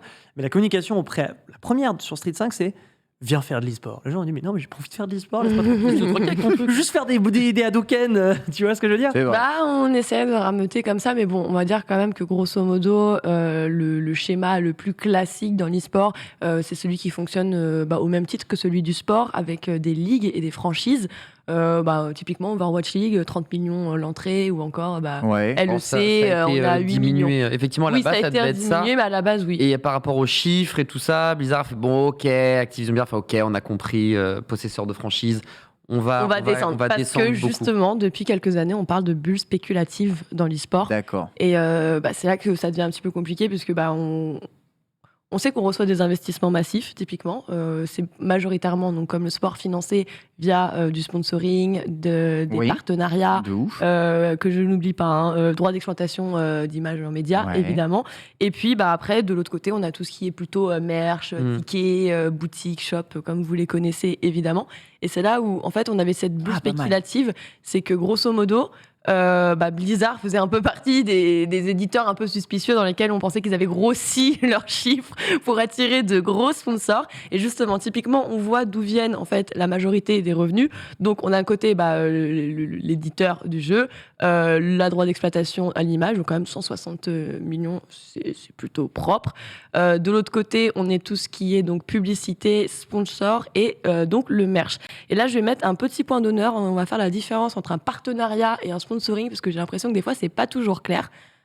Un partenariat, c'est un partenariat, c'est-à-dire que l'entreprise ne fait aucune dépense, elle vous fournit du matériel, mais c'est pas Oui, de c'est ça. l'argent pur. Ouais, c'est pas de l'argent. C'est ça. Exactement. Donc, c'est pas de l'argent. typiquement, du Logitech, du Corsair, du Omen qui arrivent sur des compétitions vont fournir tout ce qui est setup. Ils peuvent donner, ils peuvent prêter aussi. Ils peuvent prêter, ils peuvent donner. Mais voilà, du coup, c'est pas de l'argent qu'ils sortent avec un chef. Que dans le cas d'un sponsor, là, c'est différent. Effectivement, le sponsor, donc l'entreprise, va payer la structure, la ligue ou la franchise. Et grosso modo, elle, derrière, elle va te donner quelque chose, elle attend quelque chose, quoi. Ouais. Donc, on veut de la visibilité, on veut être mis en avant. Donc, généralement, ils sont affichés dans les assets. Ça, c'est ce qui est basique. Ouais. Et de l'autre côté, on récupère aussi des informations. Parce que les petites informations, c'est important. Et la récolte d'informations, donc directe ou indirecte, c'est ce qui est le plus important. Parce qu'eux, ils font de la pub. Le but, c'est de recenser un maximum d'informations sur la cible. Et justement, être capable de détecter comment justement Ça, mieux ça a une vendre vraie, les ça a une produits. vraie valeur quand même, ça. Ça a une vraie valeur. D'accord. Honnêtement, les investisseurs aujourd'hui, ils sont vraiment focus là-dessus. En fait, ils n'ont pas d'autres intérêts, hormis qu'en fait la cible est vieillissante, qu'aujourd'hui ils essayent de toucher aussi une cible un peu plus large, et donc forcément c'est un secteur qui marche puisqu'on a quand même des chiffres assez importants en termes d'audience, en termes de t'as plus de 2 millions de spectateurs aujourd'hui, enfin téléspectateurs, vous voyez, mauvais terme déjà, 2 millions de viewers qui sont dépassés sur des Worlds de League of Legends. Donc typiquement quand t'as des chiffres aussi importants et qu'on connaît la cible et qu'on sait que c'est pas la cible qu'on va réussir à attraper sur un M6 en prime time ou en access prime time, C'est vrai. au moins tu vas là-bas et tu arrives vrai, à c'est toucher une nouvelle cible. Ouais. Donc, c'est pour ça qu'ils étudient aussi leur comportement et qu'ils font de la récolte d'informations. C'est pas bête, cette récolte d'informations, elle peut être à perte, c'est quand même de l'information, Bien c'est sûr. normal. C'est C'est un peu de la recherche, Là, quelque ouais, part. les données, c'est ce qui sont le plus prisé aujourd'hui. Ouais. Vos données cellulaires, toutes les données que vous pouvez laisser, parce qu'il y a une empreinte toujours quelque part, c'est ce qui est le plus recherché par toutes les entreprises. Et ça, pour ça, elles sont prêtes à raquer, on va le dire, elles ralassent autant qu'il faut, puisque c'est ce qui leur permet d'avancer et justement d'ajuster leurs offres et la façon dont on va les vendre. Viser leur cible. Ouais. Mais tu te rendras très vite compte si le public ciblé, je ne sais pas, par le sponsor de League of Legends finit par acheter quand même les produits liés à ce sponsor, combien ils achètent en quantité par rapport au nombre de personnes qu'il y a vu. Comparons ça à un spot classique de publicité C'est ça. avec une autre cœur de cible. Est-ce que, en investissant la même somme, on a les mêmes retours sur investissement? Toutes ces données, tu ne peux que les expérimenter parce qu'évidemment, les autres entreprises vont jamais te partager cette Mais c'est ça, après, c'est qu'on n'a pas les données en termes d'investissement. Aujourd'hui, on ne sait pas combien reverse tel sponsor à telle ligue ou à tel éditeur exactement. Ça, pour le moment, ça reste encore assez flou. Donc on est d'accord c'est- que quand trop de sponsors se seront rendus compte que quels que soient leurs investissements, les joueurs e-sportifs ou les spectateurs e-sportifs sont pas de très bons consommateurs, parce que finalement on retournera quand même à ça au bout du temps. Je sais pas si c'est ça la conclusion qu'il faut tirer. Enfin, Enfin, je pense dans, pas, dans ce tu vois. cadre-là, hein, dans Ouais, mais ce cadre-là. en vérité, Est-ce de que toute tu vas avoir façon, tendance à remettre de l'argent pour quelque chose qui est pas rentable, dont tu as déjà la donnée, quoi. de toute façon, en marketing, ça, la portée, ce qu'on appelle la conversion, c'est-à-dire quand un acheteur voit ta marque, est-ce que oui, je vais aller acheter, tu vois, la conversion, le fait de Il y a passer l'image de marque. prospect à Oui, client. oui. En fait, il y a plein d'intérêts à être sponsor d'un événement, tu vois, l'image de marque, L'image de tu marque, disais, très important. convertir, même se faire connaître d'un milieu qui n'est absolument pas à la base le tien. Tout à fait. Tu vois, quand on a eu Louis Vuitton, par exemple, sponsor des Worlds en 2019, le move, c'est un move de turbo génie, tu vois. En Dingue. France, nous, on était en mode, pourquoi on s'en fout? Enfin, pourquoi ils vont parler aux Ah, gamers? mais là, c'est Le Tiffany mec de LOL. Co, c'est Louis C'est- Vuitton, Mais- c'est vraiment les grandes marques aujourd'hui qui viennent. Et surtout, en fait, tu as tout type de marques. Tu as aussi du Domino's, comme tu as du Kit Kat, comme tu as. Bien sûr, on est d'accord. En fait, c'est vraiment, on a un panel qui s'est élargi aujourd'hui. Et il y a un véritable intérêt, même pour les marques du luxe, parce que Louis Vuitton, on est très clairement sur du luxe. Mais Mais évidemment. pourquoi il y a un Alors, intérêt? Pourquoi il y a un intérêt? Parce que, alors en France, on dit oui, mais les gamers LOL, ils sont en slip, ils mangent des chips et ils vont pas acheter du Louis Vuitton, tu vois. Ce qui est vrai. Mais le truc, c'est que quand tu comprends que Louis Vuitton a une portée démesurée en Chine, et pour y avoir vécu, je peux te dire que le but d'une vie d'une famille chinoise moyenne, Et de c'est venir d'aller à en France, Paris. À Paris. d'acheter le sac à main Louis Vuitton, de revenir au pays et dire regarde, j'ai un sac, tu vois. Et genre, sachant que les Worlds de League of Legends font majoritairement leur audience en Chine, c'est là-bas que ça se passe en termes d'audience et de rentabilité. Louis Vuitton Comme a beaucoup dit de mais scènes e-sport, attends, au passage. c'est le Worlds à Paris. Louis Vuitton, ma résonance de marque en Chine, auprès d'un jeune Évidemment. consommateur chinois qui a 18 ans et qui regarde du LoL, mais let's go là-dessus. Et c'est pour ça qu'en France, on a peu compris la portée de ce partenariat et de ce sponsoring, alors qu'il fait totalement sens. Et ici, tu vois, même si on s'en fout de savoir que tu as eu 200 clients en plus, 2000 clients en plus, Louis Vuitton touche une nouvelle cible, enfin la même cible, plus jeune et Oui, avec de plus jeune, nouveaux moyens. C'est ça, donc tu perpétues cette idée qu'il faut aller chercher un sac Louis Vuitton en Chine. Tu perpétues l'idée marketing de la tradition. C'est un peu comme Noël, quoi. Et en win-win, ce qui est bien, c'est qu'on a pareil G2 par exemple, il y a pas très longtemps, qui a fait un partenariat avec Ralph Lauren, si je Ralph dis pas de Lauren, bêtises, oui, au niveau des exactement. fringues. Et c'est vrai que les partenariats qui arrivent nous font de plus en plus sortir de l'image un peu du gamer Bah. gros nerd et tout et tout. Et justement, vu que le public de l'e-sport commence à également vieillir et commence à s'intéresser et à un autre âge, va avoir accès à notamment d'autres produits. Louis Vuitton, et va avoir aussi Bah un après, point il y a de vie une aussi semaine, tu as eu différemment. Bershka à League of Legends encore. Par exemple. Ah, raison. Alors, Hein je fameuse. rephrase, j'ai dit gamer en slip, je sens que c'est offensé dans le chat. Ah, donc il y a je un boxeur. m'excuse platement. C'est un boxeur. Portez des boxers, déjà ne portez pas de slip, c'est très mauvais pour vos testicules puisque vous les ramenez vers votre corps et ça fait chauffer la température, c'est pas bon. Donc mettez pas des faux. boxers notamment, Boxer, c'est ça bien. c'est très très voilà. Bon, Oui, c'est puis un on moyen de voit, contraception comme un autre. C'est vrai. Et on peut voir que le partenariat entre le Coq Sportif et Smash Bros a bien fonctionné, en tout cas, Ah, je suis- puisque ça y est, les joueurs de Smash s'habillent enfin. C'est ça qui est vraiment formidable. Pas chez tout le monde, hein. On voit qu'il récupère la thune ici, moi je te le dis. Hein. C'était escroc. J'adore. Merci Foster de dire les termes. Dis-les, ouais, voilà. Faire une vraie différence. Où va l'argent de l'e-sport? Peut-être. Bah, en tout cas, dans ce des qu'on en vestes, sait, c'est qu'il y peut-être a dans des beaucoup d'argent qui rentre et Ouais. finalement pas tant de dépenses que ça pour les ligues, pour les éditeurs, pour les franchises. Et ça, c'est plutôt rassurant et forcément, ça permet une stabilisation. Et justement, on a vu donc la répartition des revenus en 2018 tout à l'heure. On va voir un petit peu son évolution. Ce qu'il faut reprendre en compte, c'est que en 2017, on a à peu près 145 millions de spectateurs qui suivent de l'e-sport. Et De manière générale, en de manière 2017. générale d'accord. en 2017 et 600, à peu près 700 000 en gros de dollars de revenus en 2017. En 2018, on l'a vu. Et ce qui se passe tout de même en 2020, c'est là qu'on voit un impact. On avait une grosse bulle spéculative qui a attiré énormément les gens. De toute façon, on a bien vu, les médias généralistes ne se sont jamais Sans autant. parler de ça, il y intéressés a beaucoup d'argent à ce etc. milieu. Les marques s'y intéressent. On a remarqué quand même qu'en 2020, il y a eu une véritable baisse. D'ailleurs, Nicolas Bézon en avait sorti. Alors, à un Petite moment, crise aussi. on Hein. était à 1 million et quelques, ils ont dû revoir ça et rebaisser, donc on était plutôt vers les 950,3 millions. Et c'est surtout ce qu'il faut enregistrer, c'est le secteur de vente des tickets et du merchandising qui a forcément subi une énorme D'accord. perte, pas d'événement, moins 50%. Et moins 50%, c'est quand même énorme sur ces fameux revenus. Donc ça a montré aussi que on n'était pas totalement intouchable, bien que ce soit une question d'internet et de virtualité, et que finalement c'était ce qui fonctionnait le mieux pendant cette période. Donc ils ont quand même fait une anticipation là sur 2021. Donc là depuis tout à l'heure, d'ailleurs je n'ai pas précisé, c'était marqué, mais c'est Newzoo qui fait donc ses bilans et ses études tous les ans.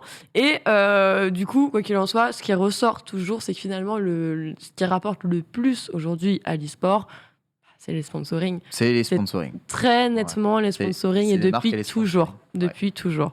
Ce qui est intéressant aussi et surtout dans le schéma qu'on vient de regarder, c'est que ce qui rapporte le moins, c'est le stream aussi en fait. Ouais. Et c'est Bien vrai que c'est sûr. souvent quelque chose dont au final, On oublie. t'as les grands titres. Ouais, l'e-sport ça cartonne, il y a des Oh, chiffres de fait, tarés. On fait tout le monde 250 000 regarde. viewers et tout. Et en fait, ça rapporte rien du tout. Ça, pas c'est ça. peanuts. Hein. C'est peanuts. C'est pas la visibilité. Ah bah, et les- Twitch l'a bien compris, de toute Ouais. façon aussi. En fait, hein. l'audience va t'attirer du sponsor, mais ce qui va te permettre d'avoir une pérennité sur du moyen à long terme, ce sera vraiment ton sponsor. Ouais. Tes sponsors et leur renouvellement, évidemment. Mais justement, ce qui se passe, c'est que là, on a vu ce qui était partie ligue, franchise et l'e-sport de façon plus générale. Mais forcément, dans tout ça, il y a aussi les équipes. Et là, les équipes, pour survivre, c'est un petit peu différent, d'où le fait que tu l'as si bien mentionné tout à l'heure, Adi, en parlant du fait qu'il y a beaucoup d'associatifs. En fait, il y a beaucoup d'équipes qui ont commencé par de l'assaut et qui se sont développées. D'autres aussi qui font donc des levées de fonds avec des business angels. Ça arrive plutôt pour les grosses structures. Et parfois, avec des fonds de capital risque. C'est grosso modo, c'est des entreprises qui sont spécialisées dans le financement de jeunes entreprises innovantes. Et voilà, hein, ils ont de Il est quoi vrai faire. qu'Ultime eSport, c'est une jeune entreprise, On prend les innovante. fonds de retraite américains et puis allez, tiens, Ouais, tu regardes à droite, après à ils gauche, misent ce qui se uniquement sur les entreprises innovantes avec un haut potentiel alors, de croissance. Ça, c'est très intéressant le cas dont tu parles ici, parce que quand on parle souvent l'e-sport est-il rentable, c'est souvent dans ces cas de figure qu'on parle. Les teams e-sportives, pour les joueurs e-sportifs, pour vraiment toutes ces équipes et ces structures e-sport, est-ce qu'on a une véritable rentabilité ? Et c'est vrai que je n'entends parler que d'investisseurs ont mis de l'argent, des investisseurs ont mis de l'argent, des levées équipes de de fonds sport incroyables. font déjà des trucs, des levées de fonds. Mais Les partenariats. reverront-ils un jour leur foutu argent, tous ces gens-là ? C'est non. C'est le pari en fait. Par exemple, tu prends le modèle Vitality. Vitality, chez nous, ils disent, nous, pour l'instant, on sait qu'on n'est pas rentable au point où on en est. On est justement dans une logique d'investir massivement sur plein de trucs, sur notre image de marque, avec des sponsorings qui ont du sens. Renault Vitality pour leur équipe Rocket League notamment, qui avait un sens de fou. Ils misent sur le fait qu'un jour, une année, une période de temps, l'e-sport va exploser, connaître le fameux boom dont on parle depuis des années. Et à ce moment-là, on va se pencher par terre et on va retrouver notre investissement. Donc, tu as ce modèle Vitality. Ou alors, tu as d'autres équipes, genre Solari, qui, eux, misent plus sur un modèle hybride, typiquement. Ils font de l'e-sport, certes, mais ils font aussi beaucoup d'influence Oui. avec Et ça. LRB, Oui. avec toute la bande qu'on connaît, qui ont leurs différentes web TV. Et ça permet justement d'accompagner l'e-sport. L'e-sport accompagne l'influence, vice-versa. Merci. Et On en d'aller arrive vers à mon nouveau point, Eh ben, qui est l'hybridation. justement. Mais justement, on en arrive au point où en fait les structures à un moment arrivent à un point évident où elles ont tout intérêt à se diversifier. C'est une obligation, donc mode de vie, encadrement, présence, visibilité sur les réseaux sociaux, les médias et autres, et que surtout une implication des membres de leurs équipes et de leurs structures. Et là, forcément, on pense au sens large. Et il y a un nouveau statut qui est arrivé quand même dans les équipes e-sport et qui devient de plus en plus intéressant. C'est le Legacy Member. Ah, c'est comme le Colorcaster. Lui, Qu'est-ce que c'est que ce lui je l'attends. En gros, le Legacy Member, c'est le fait de prolonger un joueur dans ta structure après la fin de son contrat. C'est un moyen aussi, surtout, d'accélérer le développement et la croissance de ton équipe. Et c'est surtout le moyen de faire en sorte que ton joueur s'investisse concrètement au sein de l'organisation, parce que tu vas l'inclure en gros dans toutes les discussions de gestion, tu vas l'inclure dans les prises de décision stratégiques, tu vas avoir plein de choses. En fait, il devient actionnaire de ton équipe. Un gars On de a eu- 17 ans qui a arrêté ses études parce que c'est le champion du monde Fortnite qui Ouais, est actionnaire. Regarde, Mais on a yes. plusieurs cas. On va te prendre l'un des plus grands de tous et où ça fait un énorme boom. Et Le dieu, évidemment, Faké. le grand joueur Faker. Évidemment, Faké. Faker qui était, après 7 ans et bien plus, devient un joueur, mais pas seulement, puisqu'il devient le copropriétaire aussi de la team. C'est-à-dire qu'il il devient Ouais. actionnaire, propriétaire de la structure T1, la structure coréenne. On le rappelle, j'espère qu'ils vont gagner les Worlds. Et pardon, c'est Ah oui, ils font quand même partie des équipes qui ont tendance à gagner ou vont souvent mais très très loin. c'est Donc, pour le storytelling, en fait. J'imagine que c'est- T1 a quand même une petite logique de rentabilité derrière, ou en tout cas, même s'ils n'ont pas de logique de rentabilité, ils Et engrangent beaucoup d'argent. Ils ont Logitech en partenaire, justement, quand ils ont fait cette annonce un mois auparavant. Alors là, ils n'ont pas annoncé un sponsoring, mais un partenariat avec Nike, qui grosso modo leur Ouais, fournissait j'avais des vu ça. programmes d'entraînement, plein de techniques pour les aider, tout ce qui était la force mentale, les physiques Parce et qu'ils tout ça. fournissent déjà certains sportifs qui sont C'est ça. leurs partenaires. Pour les salles d'entraînement, entre autres. Donc c'est une structure qui est très présente sur les réseaux, qui propose plein de formats, qui est présente dans les médias en Corée, on retrouve absolument partout. Et ça fonctionne bien, mais c'est pas la seule et c'est pas le seul moyen de le faire. On le fait pas qu'avec des super grandes méga stars. J'en ai pris un qui était un petit peu plus récent, parce que je vais pas faire la chronologie de à chaque fois qu'un joueur Oui, est bien devenu. sûr.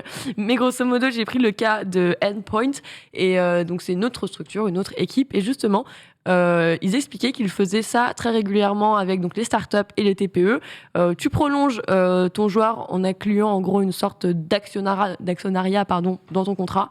Et le joueur, en fait, il va récupérer de la plus-value, de l'argent sur les joueurs que vous allez acheter à l'avenir. Ça pousse un peu à la performance, ça leur donne de l'argent en cas de rachat, de revente, etc. C'est ça. Bon, bref, ils sont impliqués directement dans leur structure Ils doivent faire e-sportive. plus que Ils sont simplement liés. jouer. Voilà, exactement. C'est, on va dire, à une échelle locale, déjà une façon d'avoir des investissements supplémentaires pour les équipes, une façon, on va dire, d'entraîner les joueurs vers le donnez-vous en avant, mettez-vous bien, et une façon d'avoir une rentabilité supplémentaire pour les joueurs. Un modèle hybride qui fonctionne tout de même, et tu rappelles, sur de l'investissement, sans aucune vision de retour, un peu la base du capitalisme, sauf si tu n'achètes pas de l'or quelque part. Je crois pas. Mais c'est... Voilà, ça me semble... Voilà, des cartes Pokémon. Ça me semble être le même système qu'un système boursier classique, ou en tout cas un écosystème boursier particulier qui tourne ici, et je ne vois pas la sortie de la boucle. Alors pour les marques qui ont investi, qui ont déjà beaucoup d'argent, qui veulent investir pour de la donnée, tout ça, eux très bien, ils font de l'image de marque, ils font des trucs. Pour le reste, ça me semble. Pour le reste, c'est un peu plus compliqué, c'est vrai. Chaos. Bon, grosso modo, en conclusion, sur l'e-sport, est-il rentable ? Bah, en fait, c'est un peu au petit bonheur la chance, les gars. Genre, je vous le dis, c'est un peu au petit bonheur la chance. On ne s'improvise pas équipe e-sport comme on ne s'improvise pas développeur, éditeur ou je ne sais quoi. Effectivement, il faut quand même. Ou caster, ou chroniqueuse, ou genre, écoutez, qu'est-ce que je voulais... je me suis improvisé moi-même, hein, donc vous pouvez très bien vous improviser vous-même, hein, aucun problème. Vous essayer. Non, mais j'avoue, pour caster et tout, c'est encore autre chose. Mais là, vraiment, en termes d'investissement et tout, parfois, ça marche. On a des exemples de réussite. On a eu dernièrement le cas avec K-Corp, qui pour le moment est sur une belle montée. C'est très bien. Ça s'est mal passé avec la team Griezmann. Exactement, c'est par ça que je termine. Avec, effectivement, par exemple, on avait entendu Antoine Griezmann qui est arrivé avec des souhaits. Quand même, c'était quand même d'envergure. Hein. On le rappelle, il est arrivé. Alors nous, on va se lancer sur 12 scènes différentes, du Rocket League, du CS, du Rainbow Six, du Fortnite, du League of Legends. C'est vrai que c'était quand même... Il y avait beaucoup d'ambition. Un peu trop, c'était inquiétant. Bien voilà, justement, ils nous ont annoncé... Alors, ils ont, les joueurs sont tous free agents pour le moment. Mais ce qu'ils disent, c'est pour une durée indéfinie. Donc, il n'y a pas une volonté non plus de leur part de complètement laisser tomber. Mais je pense qu'ils se sont un petit peu confrontés aussi à une réalité qui n'est que l'e-sport, c'est pas tac, tac, tac. C'est ton aise qui te dit c'est pas toi, c'est moi. Peut-être qu'un jour, on se reverra, on aura grandi, toi et moi, et peut-être qu'on se remettra ensemble. Et ça n'arrive jamais. Voilà. Évidemment, le pacte de écoute, si t'es célibataire à 30 ans, moi aussi, viens, on se marie. Voilà, et si t'habites à Limoges, le 29 avril 2032, et qu'il pleut bien. Je suis chaud là-dessus. Double latérite. Fernando Alonso tente aussi à peu près la même chose. Il y a beaucoup de personnalités qui veulent tenter l'aventure dans l'équipe e-sport. Comme tu l'as dit, c'est un peu comme l'e-sport, c'est du gambling quelque part. Ça convient assez bien finalement à la discipline, toute cette sphère de Paris. Merci beaucoup Lox. On voit quand même qu'il y a de la rentabilité dans l'e-sport, notamment pour les marques qui trouvent leur compte, mine de rien. Pour les structures, ça reste un tout petit peu plus compliqué. Et on est plus sur du Tesla game. Il y a plutôt intérêt à devenir premier en bourse. Sinon, tu meurs comme toutes les startups qui existent. Et un modèle qu'on peut reproduire aussi sur beaucoup d'entreprises qui tentent d'innover dans de nouveaux patterns. On va repousser le dossier Foster à la fin de l'émission si jamais l'interview est terminée. Comme ça, on prend Seb tout de suite. Ah ouais Ouais. Comment ? On lui a dit 14h. Ah, ok, impeccable. J'ai cru que tu me pressais parce que Seb attendait directement avoir la chronique de Foster. Ok, d'accord, impeccable, nickel. C'est très bon. Eh bien, ça tombe bien, puisqu'on va encore parler d'e-sport dans cette émission. C'est vraiment formidable. Et ce coup-ci, côté production value. Je suis un fervent défenseur de la production value. Oui, la production value, entre guillemets, ça sert à rien. Pourquoi est-ce que tu regardes un match ? C'est pour le contenu de ce match, la qualité de ses joueurs. Et je peux prendre autant de plaisir à regarder deux super joueurs s'affronter en stream 240p pourri dans une salle d'arcade au pif au milieu du Japon qu'à prendre les mêmes joueurs s'affronter exactement au sein du Red Bull Comité. Mais... force est de constater que pour quelqu'un d'éveillé comme moi, évidemment, je ressens les choses pareilles, mais que pour le grand public, ça n'a pas du tout le même impact. La production value, c'est très important pour le développement et l'élargissement de la cible de l'e-sport, Foster. Alors tout à fait, tu as fait une magnifique introduction, vraiment très profonde. On n'ira pas aussi loin sur le sujet, je suis désolé, je vous casse un peu vos espoirs. Parce que donc, du coup ce week-end, donc, on en a parlé en introduction, mais j'ai maté et les Worlds et les TI. Et d'un côté, j'étais content, c'était cool, et de l'autre côté, j'étais très en colère de regarder les TI, vraiment très en colère de ce que j'ai vu. On a eu une discussion avec des potes du coup qui au final s'est fini un peu sur un espèce d'état de... Tout le monde regarde un peu ce qu'il aime et de la façon dont il l'aime. Donc en fait aujourd'hui, on reparlera production très certainement, mais aujourd'hui je voulais plutôt ouvrir le débat avec vous, ok, et poser des questions sur vous, ce que vous aimez et vous, ce que vous recherchez en fait quand vous allez regarder de la compétition. Donc j'ai tout un tas de points différents à aborder de fait, mais tout d'abord, mise en situation, fermez les yeux, vous êtes chez vous, tranquille, c'est votre meilleur jour de la semaine, dimanche soir, samedi matin, je m'en fous ce que vous Je voulez. déteste le dimanche. Ah ouais. Samedi soir, samedi soir. Tu choisis. Samedi soir. Le dimanche, c'est la vie qui fait un AVC. Ok. Là, vous êtes samedi soir, chez vous, vous êtes bien, seul ou avec des potes, comme vous le sentez. Binge, petit thé, burger, bol de ramen. Vous avez également votre mets favori à portée de main. Et c'est votre compétition de rêve. Elle est là. Elle est là. Alexandra Lederman. Fantastique. Vous la consommez sur votre téléphone, Le Paris-Roubaix. votre ordinateur, votre télé, celle que vous voulez. La question est, la compétition commence. À quelle ambiance vous vous attendez ? Est-ce que vous attendez une ambiance plutôt familiale, biaisée, canapé, grosse ambiance ? Ou est-ce que vous êtes plutôt sur de l'expertise très pointue et personne en costard ? TPK. J'aime beaucoup la. Ouais, je sais pas. Ouais, j'aime C'est bien dur. le costard. Moi, j'aime trop le costard pour dire que. J'aime bien. Le canapé, Ouais. c'est excellent, mais je sais pas. J'aime bien quand il y a. Nous remixe pas TPK, fais pas le mec, ok ? Ah, j'aime bien les ambiances. Voilà. Ok. Le costard. Dites-vous. Je pense qu'effectivement, mec bien sapé, peut-être pas les jusqu'au costard, tu vois, mais au moins petite chemise. Petite chemise propre. Le mec c'est un peu pimpé pour l'occasion, tu vois, il est pas avec son sweat comme il a casté tout au long de la saison parce que c'était la saison régulière. Donc ouais, un peu plus guindé, mais qui cache quelque chose de fun derrière. Ok. Lox. C'est canon, on peut rouvrir les yeux parce qu'en fait j'ai rouvert les yeux, j'ai vu, ils avaient tous rouvert les yeux, j'étais Ah ouais dégoûtée. J'étais bien, moi. Oh ouais, la trahison. Du coup, ouais, t'as vu, on était bien. Hein. On était vraiment bien. Je vous remercie, vous avez joué le jeu juste. Moi, j'étais trop bien, je suis dégoûtée. Mais moi, je suis plus que c'est le week-end. Franchement, la semaine plus détente. Donc le week-end, j'ai envie de sortir un peu les costards et tout. Tu vois, ça me marque la finale. Je fais un truc classe. Ok. Ken. Moi, j'aime que ce soit lisible et bien mis en scène. Par contre, d'un point de vue tenue vestimentaire, plus c'est à la zob, mieux c'est. Je trouve. Ok. Je suis À la zob. de plus en plus anti-costard. Ouh là là. On va regarder du coup la première asset ensemble. Et on va voir du coup, si je vous dis pas de bêtises, le Smash Summit. Ouais, c'est Alors là, solide ça. c'est ambiance famille de fou. C'est On trop a stylé. tout le monde. On parlait des shorts, enfin des pulls sweat, etc. C'est exactement ça. On a les 4 casters canapés autour avec le vainqueur du coup ici Mango bien évidemment. Ça donne pas envie. Je suis Non, mais désolé. là, c'est le dimanche. Non, mais même si c'est dimanche. Ça, ouais, ok, t'es joueur de Smash. Ça donne pas envie. Vraiment. C'est vrai Oui, non, ça donne pas envie. Parce que toi, t'es agoraphobe, mais. Non, sinon, non, c'est pas même Il y a un une histoire rapport d'agoraphobe. Je me mets à la place du spectateur random, il voit ça. Oh non, Mais ça, regarde c'est les la combos, clôture. et les combos breakers et Qu'est-ce tout ça. qu'ils Moi, font C'est la j'aime bien clôture quand de t'as plein l'événement, monde. ça. Ils sont c'est pas, pour ça qu'il y a tout le monde. c'est pas comme ça, c'est différent. T'as une séparation entre public et Oui, truc. un peu. Là, c'est très le Ouais, mais tu c'est ramènes très le vachement tournoi les dans la chambre, joueurs. l'ambiance LAN Mm. que j'adore, mais je trouve que ça présente pas bien. Pour rappel que Smash Summit c'est le tournoi avec le plus gros nombre de cash prize dans la scène Super Smash Bros. Certainement un des tournois les plus vus justement, donc un des plus prestigieux, invitationnels. Est-ce qu'on peut avoir la deuxième asset s'il te Autant de plaît, casters et pas un J. seul de bon, c'est terrible. Oh le bâtard. Espèce de Oh, rageux. ce Ils sont snipe. tous. Il est En plus, non, mauvais, mais. tu parles Ce bien. snipe. Tu parles bien de Love Age. Tu parles bien de Love Age. Ah, je te Non, jure. fais gaffe, je vais m'énerver. Vas-y, énerve-toi. Donc, le deuxième, la deuxième asset pour changer avant que je fasse un high jump kick sur toute la table. Non, mais il fait exprès. Quand Il a pas voulu piquer votre Next. arme. Clairement. Où là, on va avoir évidemment l'opposé le plus complet. Alors, d'ailleurs, je suis désolé parce que, alors pour le coup, c'est rigolo parce que voilà.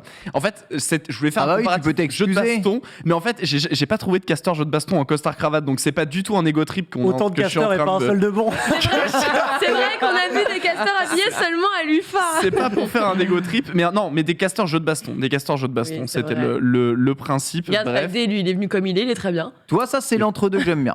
Ça, c'est un entre-deux que toi t'aimes bien. Ouais, là, le costume me dérange pas, mais au moins, il y a un peu une séparation. On voit le côté joueur, l'émulsion, le moment, et on va dire les commentateurs sont un peu aussi mis de côté autour de ça, participent à l'action sans participer. On sait qu'ils sont dans le même lieu, dans la même salle. Et tu sens l'ambiance. Ça fait très, quelque part, match de foot quand les supporters viennent sur le terrain, quoi, tu vois. C'est un peu le sbeul, mais c'est stylé. Dis-vous, toi, ça te parlait un peu plus. Ouais, tu de parlais ouf. de ça justement, Ouais. le cast un peu clean. Exactement. Puis après, connaissant les casters, je sais du coup que ça va être très fun, très bien expliqué, que c'est le parfait mix entre le sérieux et le côté divertissement, tu vois, l'entertainment qui est quasi obligatoire finalement. Et c'est ça la grande force de l'e-sport par rapport au sport traditionnel, à mon sens, c'est que les commentateurs de foot, tennis, etc. sont pas drôles, on se fait chier, même s'ils ont une élocution parfaite. Au moins, quand il y a des casters, tu te tapes des gigabars, mais en même temps, c'est pointu, et puis il y a un storytelling qui est là. Enfin, bref, donc ouais, c'est très très cool. Après, petit détail, il y avait trop d'air au-dessus de vous, les gars, mais l'image était un peu sombre, mais sinon, Ouais, mais ils étaient de dans manière un coin globale, très sombre. c'était très cool. Voilà. Vous noterez, on parle également de lumière, on rentrera pas dans le détail là-dessus, mais la lumière est importante pour les productions. Ah ouais. Antoine? Ouais, moi, l'UFA, je trouve que c'était le parfait compromis, tu vois, où t'avais comme dit Ken, en fait, t'as le public, mais t'as aussi la proximité avec les joueurs, les casters.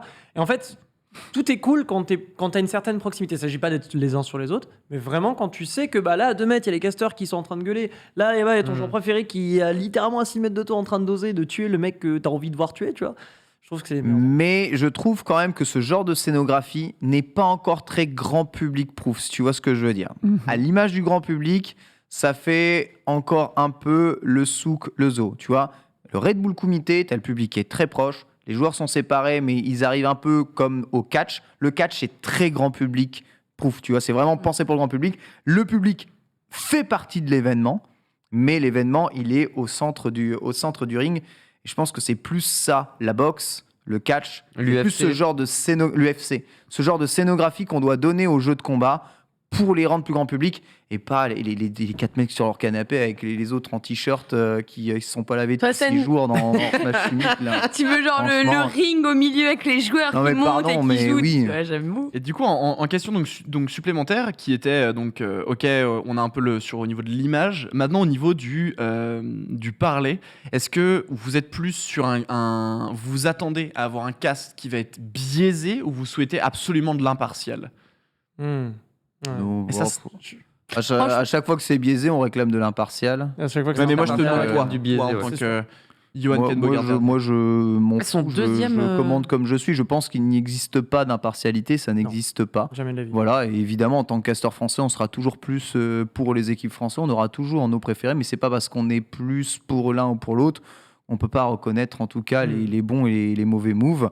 Après, il appartient à tout à chacun de savoir s'il a piffé parce qu'il savait ou s'il a piffé parce qu'il savait pas.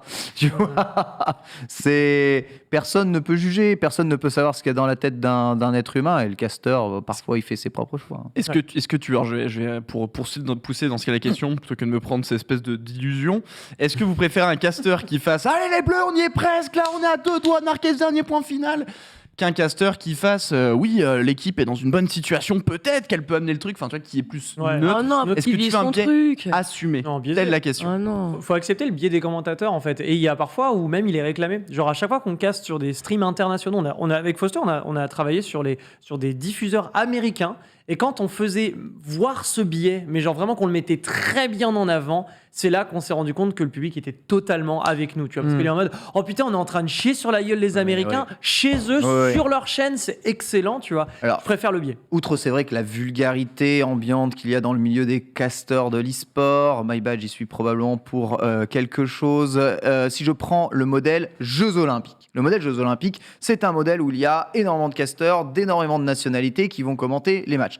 Déjà, il n'y a pas de joueur de ton pays, le truc, il n'est pas diffusé. Donc, Déjà. tu nous oublies à l'UM. Et dès que tu as les Français en finale, en demi-finale, en machin, quelle que soit la discipline, tous les casteurs sont en mode « Ah, c'est super ce que tu as fait, super que tu produis, allez, continue derrière ». Et les Jeux Olympiques, ça déchire. Et c'est un truc grand public, et c'est diffusé sur une chaîne de grande audience. Donc non, je suis désolé, go Jeux Olympiques style. Ok. Je vois dans le chat, ça parle beaucoup, justement, ça fait un comparatif OTP et le stream anglais. Je suis pas sûr qu'on ait le temps de les montrer, mais en effet, c'était complètement, justement, c'est un peu ces 2 salles, 2 ambiances dont peut-être j'aurai le temps de vous montrer.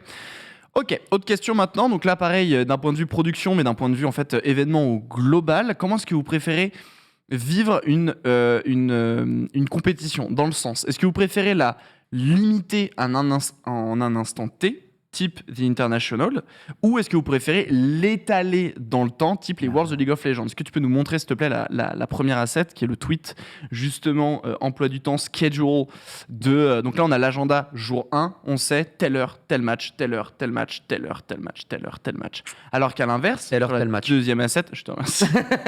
bien. sur la deuxième asset, Si tu fous. on a à l'inverse, du coup, voilà. On Oh a, là Oh, bordel. on a Alors, attends, parce que là... Je comprends rien là. Ah, mais non, Laisse-moi mais 2 je- minutes. évidemment, Non. si je peux tacler de TI sur leur communication, je ne m'en priverai pas. Et là, on voit du coup, au contraire, on n'a pas forcément d'horaire qui va être très précis, mais on va avoir les dates du coup bien séparées. Les TI, ça a été du 7 octobre jusqu'à ce week-end, donc le 20-21, si je dis pas de bêtises. Ouais. Les Worlds de League of Legends, je sais plus quand ça a commencé, mais il y a quelques semaines en arrière, et ça va être jusqu'à mi-novembre. Donc Mm. c'est très étalé. Qu'est-ce que vous préférez? Je mais prends l'exemple parce que les jeux de baston, évidemment. c'est sur 2 jours. Après, par tu exemple. montres la pire image. Évidemment, nous, J'ai pas mieux, je te jure, j'ai nous, pas là, trouvé sur, mieux. sur cette image-là, on sait tous de quoi elle soit, mais je montre ça à n'importe qui. Il me dit, mais c'est quoi? C'est des box d'implication d'automates chinois? C'est quoi ton truc là? Pourquoi est-ce qu'il y a des... Enfin, c'est quoi ça? Exactement. Qui joue en haut? Qui joue pas en haut? C'est quoi c'est qui gagne là-dedans? Ok, quoi qu'il en soit. Est-ce que tu préfères un tournoi sur 2 jours ou une journée où tu sais bien ce qui va se passer, etc. Ouais, je Ou préfère. tu préfères un tournoi qui va être étalé genre sur Je plusieurs... préfère le week-end, les ligues, ça m'emmerde. Ouais. Pourquoi ça? Parce qu'en fait, j'ai pas le temps de tout suivre. Donc, moi, je préfère me caler un week-end, hop, la compétition. Ou alors, c'est très étalé, c'est très ponctuel, tu vois, genre la F1. Mais si c'est pas en mode c'est tous les jours pendant une. Ou alors, c'est tous les jours pendant un mois, tu vois. Pendant un mois, c'est tous les jours, il y a match. Et là, on se dit, oh, on se met ce mois-là, c'est. Combien de Ce temps mois-là, c'est la GDQ. Tu Combien de temps, genre? Parce que tous les jours, il y a match, ça peut être une session de 6 heures par jour comme une session de vois. 1h30, tu vois. Non, il faut que ce soit plus court. 2-3 heures. Ok. TPK? Moi, court. Les week-ends d'Evo, c'est probablement mes meilleurs week-ends de l'année où entre potes, 48 heures, tu dors pas, tu regardes tout, t'es comme ça. Généralement, on est là à commenter. Ouais. Nous, trop bien. Ah, TPK, plus c'est long, plus c'est bon, mon ami. hein. Ah ouais. Tu l'apprendras avec le temps, Ah, je putain, pense. c'est- Mais non, amoureux de NBA depuis des années, moi, plus ça dure dans le temps, plus c'est cool, pour le coup. Et ça peut durer des C'est sessions de rapide. 6 Mais heures. je et tout. comprends. Je pense que ça dépend beaucoup du jeu. Lox, en plus, je crois que je t'ai sauté pour la question précédente. Ouais. Désolé, j'ai réalisé. Ouais, son âme avait quitté son corps. Ouais, je suivais là, j'étais en mode, je suis là, je suis toujours là. dimension. Je ne vous quitte pas. Je préfère quand c'est long. Ouais. Ah ouais, de fou. Bah ouais, évidemment. Genre, ouais, je rejoins complètement Adibou, quoi. Genre, expérience, endurance, vas-y, on est là, quoi. Sinon. Maga En plus, c'est là où enfin, à mes yeux, t'instaures le plus de storytelling, tu vois, t'as plus le temps d'analyser les trucs, de repenser aux enjeux pour ce qui va venir après, de repenser à comment ça s'était terminé l'année précédente et tout. Alors que quand ça joue trop sur un week-end, t'as à peine le temps de savourer Ouais, ça y a et ton week-end il beaucoup est fini. d'informations à Ouais, tu digérer, restes un peu. retranscrire. Et surtout C'est vrai. que moi je préfère l'élargir, enfin, ouais, tirer comme ça dans le temps, dans le sens où. Bah tu vois, c'est con, hein, mais dans le week-end, quand c'est trop compact comme ça, bah finalement, tu rates un tout petit truc, tu rates vraiment un truc parfois super important, tu te détournes 5 minutes parce que ça fait 2h30, 3h, là, que t'es là à fond dedans, et qu'en fait, tu te détournes, tu rates l'action du week-end, quoi. Ouais, il y a un côté C'est popcorn, frustrant. genre ce qui est bien quand c'est long, c'est que tu le manges, tu le picores, tu Ouais. l'as loupé, c'est pas grave. Bah, Il y tu a vois, après, il y en a encore. La mais LFL, typiquement, les NBA, formats comme ça, Mhm, ouais, ouais. NBA, LFL, C'est vrai, UFC, c'est tout Genre tous ces hier, il trucs-là. y a eu genre 10 ou 12 matchs de NBA, genre. Ouais. Et en plus, Non, toi, tu peux te tu faire un vois. peu ton programme Non. télé, tu vois, il y a des matchs. S'en fout. Enfin, il y a des oui, mais voilà, t'as des équipes que t'aimes plus et des équipes Ouais, que t'aimes moins. Et du coup, c'est un exactement. peu ton programme télé en mode, C'est ça. ok, bah là, C'est exactement ça. bah 19h30, ouais, j'aurais fini de manger. Ça veut dire que là, nickel, je peux aller capter ce match-là que je veux absolument voir. L'autre, je m'en fous un peu, donc je peux me faire un peu d'Apex et après, hop, je reviens sur le prochain match, Exactement. tu vois. Ça exactement. me fait une gestion du temps que je trouve un peu plus saine. Ok, parce qu'en effet, c'est vrai que les winner quarters, on sait jamais quand ça va commencer. Je prends l'exemple d'un jeu de baston. Si c'est tout sur Ouais. une journée, Ah, c'est vrai que t'es jamais sûr quand ça commence. À il y a minuit des et demi, quand retards. Joël va dormir et que. C'est vrai que- T'as- Quel somme. T'as 5 streams pour 6 jeux différents à suivre. Ouais, T'es ça, complètement perdu. ça, c'est vrai. Ça, c'est- Ok. On va sauter le point. J'avais prévu un point sur tout ce qui était les à côté, etc. Mais vu qu'on va manquer de temps, on va le sauter tout de suite pour maintenant parler d'un autre point qui est la compréhension du jeu. Ah. Est-ce que vous préférez avoir, vous, un stream qui va être justement grand public, on ramène le plus de monde possible dans l'e-sport, on essaie d'être le plus, d'arriver à traduire un maximum de choses qui va se produire, ou est-ce qu'au contraire, on est expert, Ouais. on est pointu, qu'est-ce que l'on préfère sur ce plateau? Ken Bogard. Je pense qu'il faut s'adapter aux médias sur lesquels on diffuse déjà de base, mais une dose de grand public et surtout une attention particulière portée sur les privés de jokes et ce qui peut être, on va dire, totalement mécompris par une nouvelle audience. Et à mon avis, pas trop mal. Disons que ça met moins de barrières aux nouveaux venus. Après, il y a des jeux qui n'ont pas vraiment besoin de nouveaux venus, tellement ils sont déjà populaires.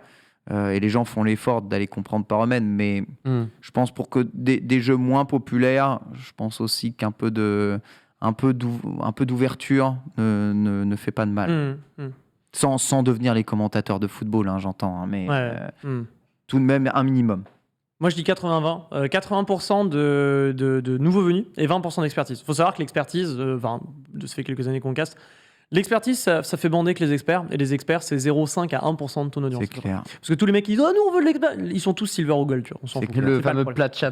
Voilà, le fameux plat de chat, tu vois, c'est pas vrai. Donc, en vrai, je pense que 80-20, c'est le bon truc. Après, ça dépend de la compétition. Si plus on monte, plus c'est pointu. Ouais, effectivement, peut-être moins expert, plus didactique et tout, mais à la limite, moi, il y a deux trucs il y a deux trucs vraiment importants pour moi, c'est j'aime pas il faut que ta mère elle comprenne quand tu commentes. Ça, c'est un truc qui m'horripile. Et le deuxième truc, c'est parlons français quand on commente. Ça, vraiment, pour moi, c'est deux trucs que j'adore faire. Et pareil, quand j'écoute un cast, j'aime bien quand ça se passe comme ça. Mais après, il y a beaucoup de casteurs qui parlent en anglais, enfin, avec beaucoup de mots en anglais, notamment les potes d'OTP. T'écoutes League of Legends. Là, c'est peut-être trop, pour le coup. C'est ce qu'on essaie d'instancier sur Overwatch. Mais voilà, juste. Je suis peut-être pas aussi radical que TPK, le 80 me semble légitime, mais si on dépasse un petit peu et qu'on fait quelques private jokes et tout ça, qu'on rigole entre nous, écoutez, voilà, pour moi ça fait partie du délire aussi, c'est comme ça qu'on rigole et tout ça, quoi. Ouais, on rigole, on est là pour rigoler. OTP, je trouve ça génial, et même quand Kameto commence, je trouve ça génial, évidemment. Ah, mais je trouve Kameto, ça c'est à part, tu vois. ultra exclusif. Mais Bah, vraiment, c'est vraiment private de chez private. C'était dans le groupe, tu démarres avec tu fais partie de la communauté où t'en fais pas. Ouais, les mêmes T'arrives là-dedans, enfin, on te crache pas la gueule, mais c'est à peu près la même chose. C'est dur On sent que n'importe quel nouveau joueur va être totalement hermétique à ce qui se passe et s'il veut pas faire un effort gigantesque de compréhension, c'est mort. Comme je dis, dans LoL, on s'en branle, hein, puisque de toute façon, le jeu est déjà ultra populaire. Mais il y a des jeux pour lesquels ça compte. Pardon, si je peux me permettre, là on a eu l'extrait qui a été mis. Ce qui était intéressant, c'est qu'on a eu. T'inquiète pas, promis, je t'oublie pas cette fois. On a un espèce de dézoom un peu grand pour suivre justement l'action qui est en train de se dérouler. On a vu qu'on avait un overlay avec les différentes états de stuff, états de chaque joueur, etc., qui est descendu. Maintenant, on se reconcentre sur l'action. Donc, on a aussi une production justement qui va aider à suivre cette action et qui va aider pour le grand public à comprendre un peu ce qui est en train de se dérouler. Il y en a pas assez, hein. Et c'est jamais assez, hein. Pour être honnête. Et c'est jamais assez. Et tu vois, ça va suivre cette action. Si on peut mettre l'asset qui arrive juste après, du coup, justement, pour prendre l'opposé, bien évidemment, qui était imbitable ce week-end. Le TI. Pour non. ajouter une vraie couche. C'est le TI. Où là, par contre, du coup, à l'inverse, on a du coup cette espèce de courbe sur la gauche. On a les persos en haut. Bref, on n'a pas le. Bon, je vais pas revenir sur le fait qu'on n'a pas le score et tout. En tous les cas, on a du coup cette souris d'observateur qui vous monte un peu. On voit qu'on passe d'un personnage à l'autre. Il y a 8 à 13, c'était bête là, le score il est marqué. Non, c'est le kill. Non, mais je sais.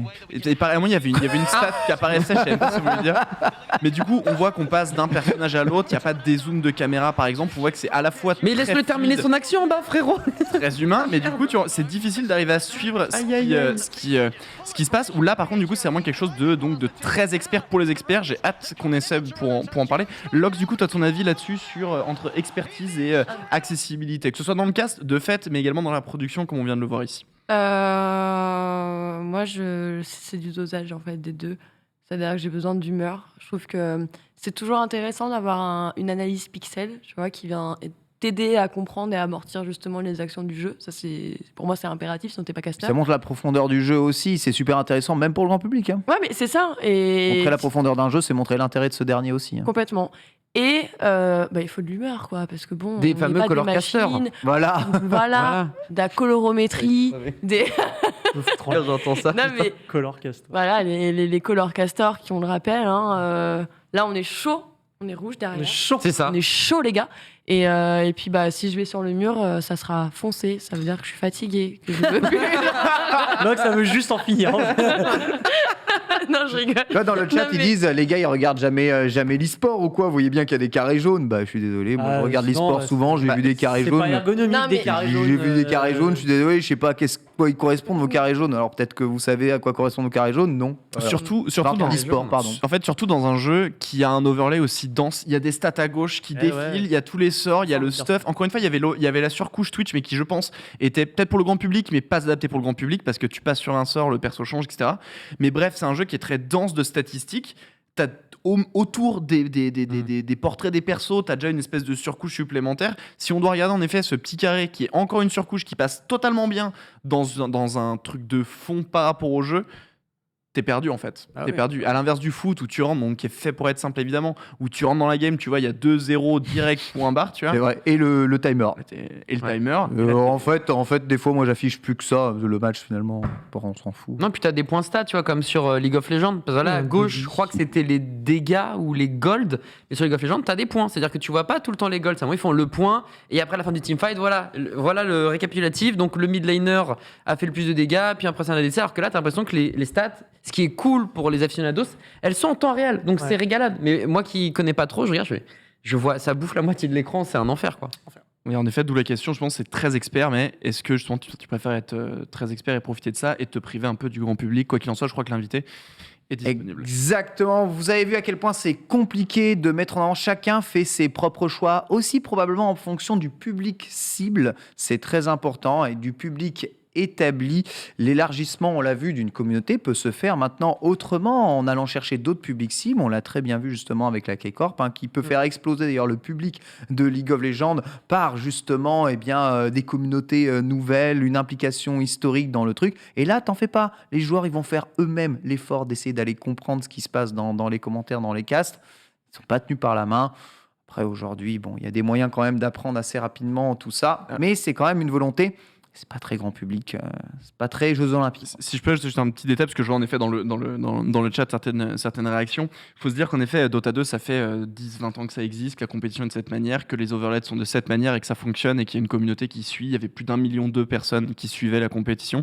Donc forcément, c'est quelque chose qui est très clair et qui est très compréhensible pour les personnes et les Exactement, aficionados. exact. Et on a un stade où le jeu est tellement vieux, tellement avancé que c'est difficile de modifier quelque chose pour ne pas modifier les Ça a peut-être habitudes même aucun du intérêt. spectateur Enfin, qui je regarde, ne sais et pas. ça n'a peut-être absolument aucun intérêt pour en effet ceux qui regardent. Mais il est vrai que pour n'importe quel nouveau venu et tout venant, c'est compliqué et tu as besoin d'avoir un passage supplémentaire de jeu vidéo pour comprendre Une ce fois, qui se passe. peut-être qu'on ne veut pas du tout venant.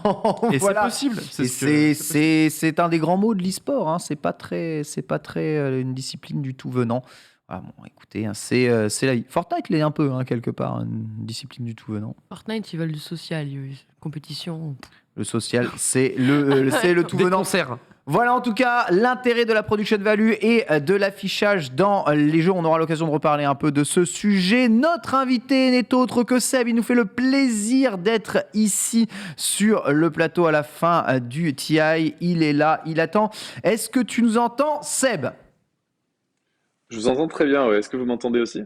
Superbement Au bien, top. c'est absolument magnifique. Salut à Merci tous. beaucoup d'être présent dans ce Lunch Play Sport. Ça fait plaisir de te recevoir sur l'antenne. Une nouvelle fois, tu viens souvent parmi nous et ça fait toujours plaisir. Souvent à la fin des TI, souvent des fois quand tu avais gagné, d'autres fois comme aujourd'hui là, pour nous parler un tout petit peu de Dota. Est-ce que tu peux juste te représenter un tout petit peu si jamais tout le monde ne te connaîtrait pas? C'est notre côté grand public.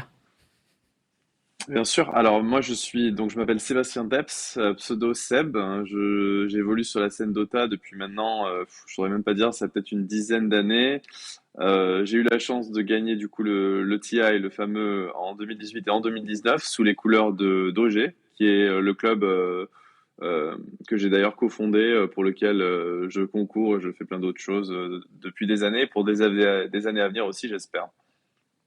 Ah, quel parcours, un double vainqueur du TI. C'est énorme. Historique. La légende. Absolument, voilà, exactement. C'est historique, mais tu as tendance à dire c'est historique. Et justement, est-ce que tu peux nous expliquer pourquoi avoir remporté le TI, c'est si historique, Seb?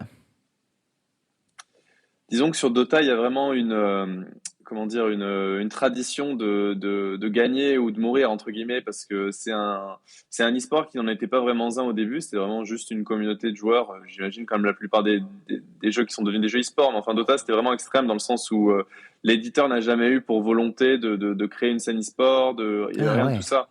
Donc il n'y avait pas de sponsor, on n'avait pas de... C'était très compliqué au début, de trouver des structures, de trouver de quoi subvenir à ses besoins, en fait, tout simplement.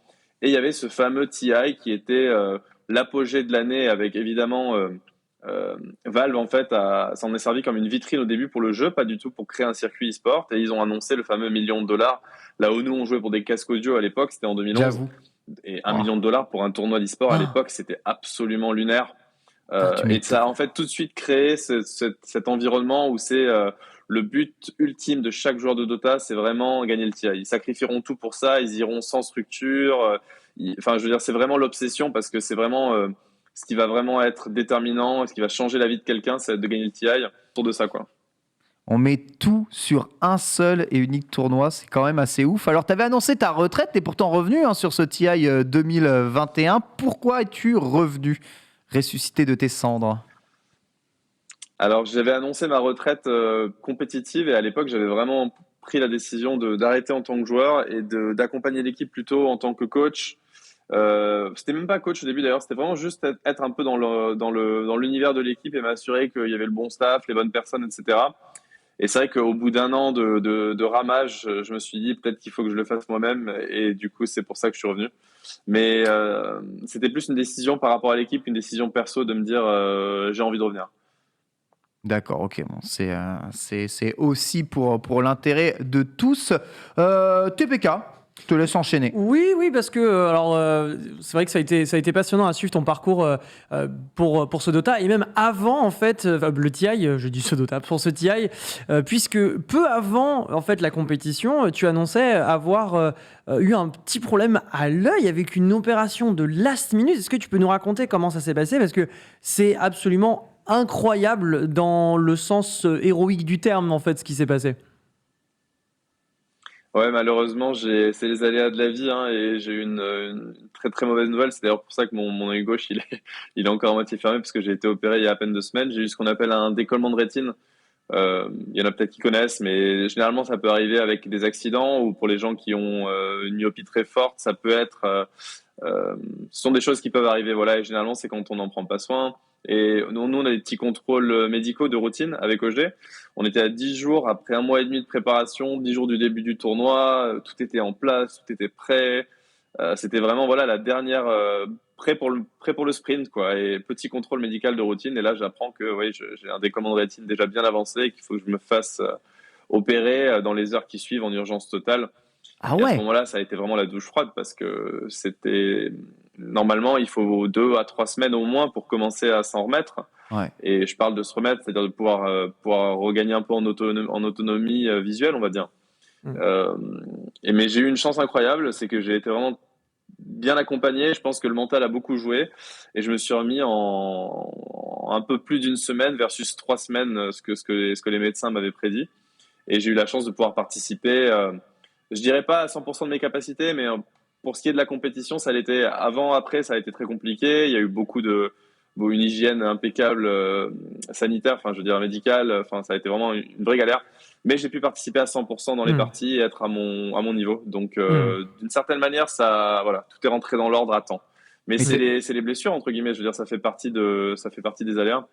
Mais cette blessure, elle est due à ta pratique de Dota, à ta pratique du jeu vidéo ou pas du tout? Non, pas du tout. C'est quelque chose de chronique pour les gens comme moi qui ont une myopie très forte et puis des problèmes aux yeux de base. Après, c'est sûr que voilà, être sur la route toute l'année, s'entraîner 10 heures par jour, je pense qu'il y a une vie qui serait moins propice à ce genre de blessure-là. Pouvoir se faire suivre par son ophtalmo régulièrement, tous les 3 mois en étant sur place, tout ça, c'est des choses que je peux pas vraiment faire en étant à l'étranger, qui sont plus difficiles à faire, disons. Donc voilà, mais c'est pas directement lié, non. Ok, très bien. Et alors, du coup, donc, vous avez amorcé et abordé ce TI pour aller chercher le triplé gagnant, vraiment le triple champion du monde, en fait, ce titre-là. Comment ça s'est passé dans l'équipe OG, ce retour justement à la vie compétitive après, tu le disais, ta retraite qui avait été annoncée, de retour dans l'équipe et maintenant pour jouer le 3e titre. Comment est-ce qu'on joue le 3e titre quand on s'appelle OG ? Ben, ça s'est bien passé, c'est délicat. Je dirais que chaque saison et chaque année vient avec son lot de challenge. Évidemment, on est un peu l'équipe à abattre. Les équipes nous attendent. On a gagné 2 fois de suite, donc on est double tenant du titre. Au GOTI, on sait que les équipes nous observent. On a même senti, je dirais pour nous, c'était un peu vécu comme une injustice parce qu'on se considérait pas comme étant probablement la meilleure équipe du tournoi. Mais on sentait qu'on était presque plus étudiés que les favoris parce que c'est vrai qu'on avait créé la surprise 2 fois de suite et du coup je pense que personne n'a voulu être pris à contre-pied et ils ont très bien fait. Je dirais que c'est une vraie préparation mentale pour arriver à se délester un peu de la pression et des attentes qui viennent avec le fait d'être double tenant du titre. Et en même temps, voilà, il faut recréer la flamme, il faut une motivation à toute épreuve parce qu'on est en face d'équipes qui sont, enfin dire qu'elles sont motivées, c'est un euphémisme. Enfin, elles sont prêtes à tout pour gagner. Et donc à nous en fait de rééquilibrer tout ça et d'arriver à trouver le bon équilibre mental. Il y a un avantage, c'est qu'on sait qu'on en est capable, donc on a peut-être moins de doutes. Mais d'un autre côté, il faut quand même créer cette émulation et cette hype en fait autour du fait que voilà, c'est un TI et il faut se trouver les bonnes raisons et la bonne énergie. Ouais. Alors justement, dans votre parcours, vous avez été, on va dire, dès le premier tour, deuxième tour winner, si je ne dis pas de bêtises, défait par la team Secret, qui était pressentie comme les favoris du TI. Je pense que c'était à peu près là où on en était. Puis, vous vous êtes heurté à ceux qui ont en fait remporté le TI cette année, la Team Spirit, contre qui du coup vous avez perdu le match. Mais est-ce qu'au moment où vous jouez ce match, sans même parler du résultat final, tu et vous avez perçu que vous avez joué contre les nouveaux champions du monde en titre ? Je dirais pas qu'on savait qu'ils le gagneraient, mais on a senti que c'était une équipe qui était extrêmement forte. On le savait aussi pendant la phase de préparation pré-tournoi. Je pense que la plupart des équipes du TI savaient que c'était une équipe qui jouerait à très haut niveau et qui était très stable. Donc on savait qu'on n'aurait pas de surprise, qu'ils seraient au rendez-vous. Je dirais qu'on avait peut-être un doute sur leur capacité à tenir la pression parce que c'est une équipe qui est très jeune. Je crois que pour les 5, si je dis pas de bêtises, sur 4 des 5 joueurs, c'était leur premier TI, donc c'est pas rien. Mais je dirais qu'il y a peut-être quelque chose qui a joué en leur faveur aussi, c'est que c'était un TI à huis clos pour la première fois, sans public sur place.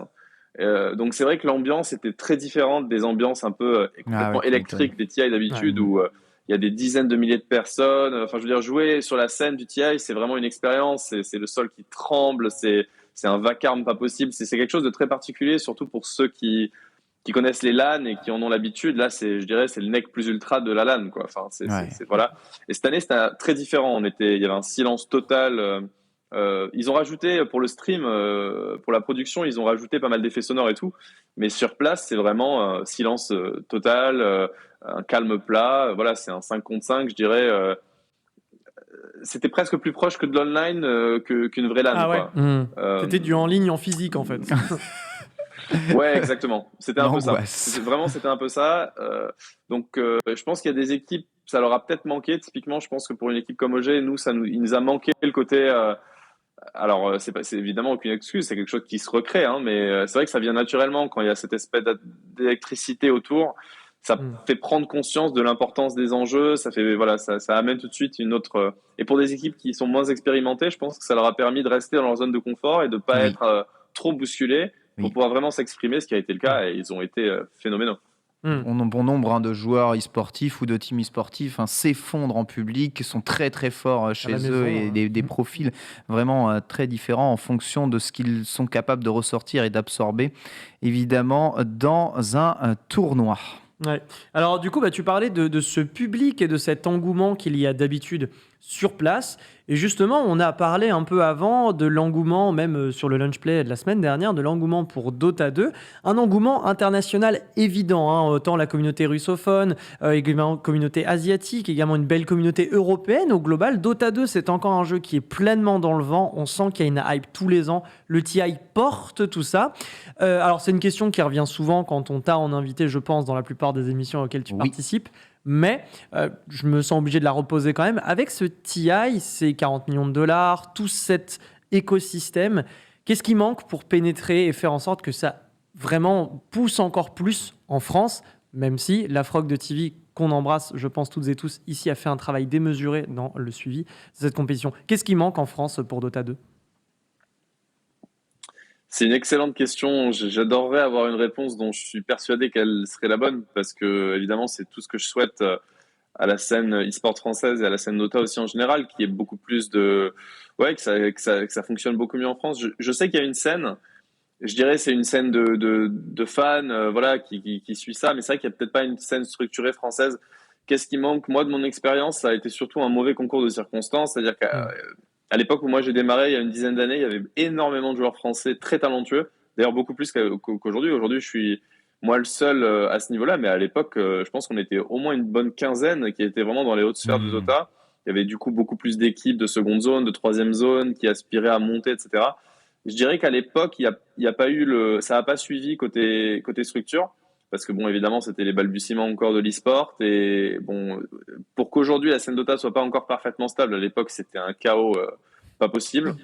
Et en fait, je dirais le pool de talent, tout ça, tout s'est essoufflé, parce que derrière, ça n'a pas suivi, et évidemment, les gens n'ont pas pu tenir le coup, quoi, parce que c'est vrai que concourir sans avoir une structure derrière, c'est compliqué, surtout à l'époque où les salaires étaient très bas. Et du coup, je pense qu'en fait, c'est simplement d'autres jeux qui ont pris la place, et qu'aujourd'hui, il y a peut-être moins de place pour que Dota se réimpose face à des LoL ou à des Counter-Strike ou des jeux qui sont bien implantés. En plus, je pense quelque chose qui est important quand même, c'est c'est l'histoire du jeu, des équipes qu'on suit, comment elles évoluent. Moi-même, en étant un fan d'e-sport, je sais à quel point c'est important pour le suivi, et c'est ce qui fait aussi qu'on accroche. Peut-être que du coup, il n'y a pas tout ça. Alors, comment le créer pour Dota? Franchement, c'est compliqué. Moi, j'ai senti un engouement, par exemple, quand j'ai gagné 2 fois le TI. J'ai senti que ça créait beaucoup de curiosité, tout ça, mais je dirais que c'est pas assez. Peut-être qu'il faudrait vraiment des projets, un peu mettre la charrue avant les bœufs, et des projets qui vraiment créent l'écosystème, et puis ensuite en espérant que les gens s'y intéressent, et que de fil en aiguille, on arrive à quelque chose. Mais c'est vrai que naturellement, j'ai pas l'impression que ça se fait, quoi. Lox. Oui, justement, moi, j'avais une question, Seb, parce que j'ai envie de dire que tu reviens de loin, et c'est vraiment le cas de dire. Je voudrais savoir un petit peu qu'est-ce que tu en tires aujourd'hui de ton expérience sur Dota, sachant qu'on va le rappeler un peu, on va redonner du contexte pour les gens. Moi, tu m'avais raconté que tu faisais de tout ton possible vraiment pour être présent sur les premiers événements, les premières LAN en France, quitte à dormir dans un gymnase, quitte à limite t'endetter pour pouvoir participer et te déplacer à chaque fois. Aujourd'hui, tu es là sur des TI. Bon, Valve, on sait qu'ils n'aiment pas le chiffre 3, donc c'est pas grave, c'est comme ça. Il n'y a pas eu 2 victoires au TI pour l'équipe OG. Mais justement, qu'est-ce que tu en tires après avoir traversé littéralement tout ce parcours? Énormément de choses, énormément de choses. J'en tire des leçons de vie à plein d'égards. J'en tire des rencontres. J'ai beaucoup appris, évidemment en termes de compétition. Mais je dirais si je devais choisir ce que j'en dirais de plus précieux, c'est vraiment d'apprendre à aider les gens à exprimer leur potentiel, que ce soit moi par rapport aux gens qui m'ont aidé, mais des coéquipiers que j'ai vu vraiment s'épanouir en fait. Et ce que ça m'a appris, c'est que il y a des clichés sur la manière dont on se prépare, la manière dont on devient un excellent compétiteur. Les clichés qu'on a en tête, c'est la discipline, être extrêmement sévère, extrêmement strict, voire parfois cassant. Ça dépend des cultures aussi. Et peut-être que moi j'ai une approche un peu française de la chose. Peut-être que il y a des pays où c'est pas pareil. Je dirais, moi j'ai rencontré beaucoup de Sud-Asiatiques ou de Chinois qui concouraient. Peut-être qu'eux ils ont une approche encore plus extrême par rapport à ça.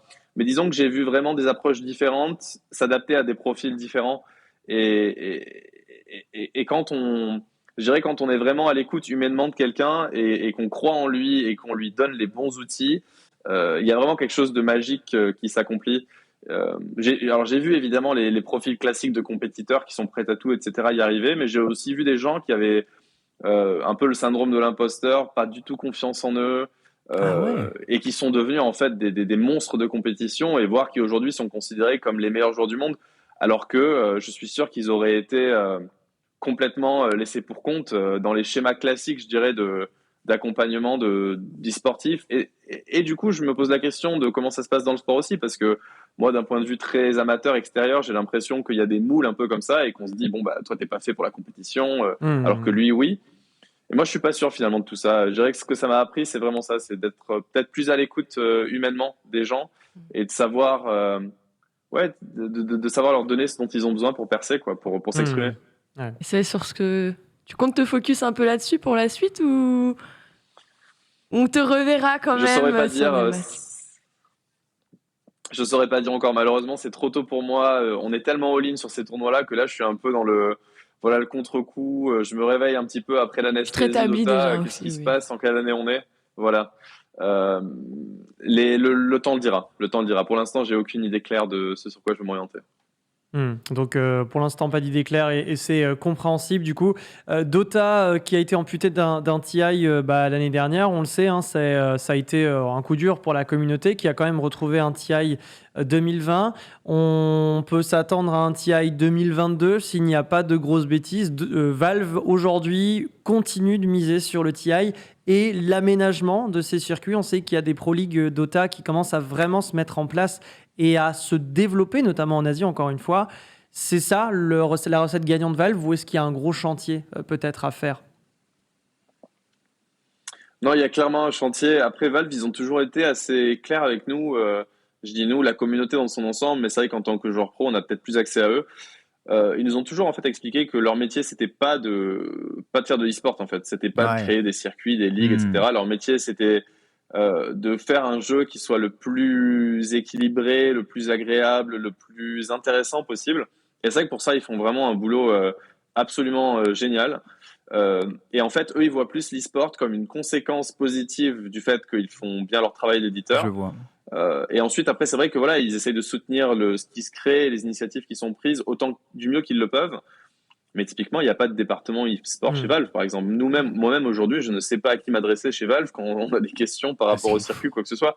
C'est un peu un c'est flou le moment artistique parce de créer quelque qu'ils n'ont chose. jamais mis ça en place. Ouais. Il y a peut-être je moyen pense d'aller que les voir. Hein. Tu vas les voir, Bah ouais. tu leur Ouais, dis. Hein. peut-être. Dis les termes. C'est dommage parce que tout le monde y gagnerait, hein, tout le monde y gagnerait, mais c'est vrai qu'ils veulent pas, quoi. Ils nous disent c'est pas notre métier, on n'a pas vocation à faire ça. Un peu ça le nous intéresse smash des MOBA quelque part Dota. Hein.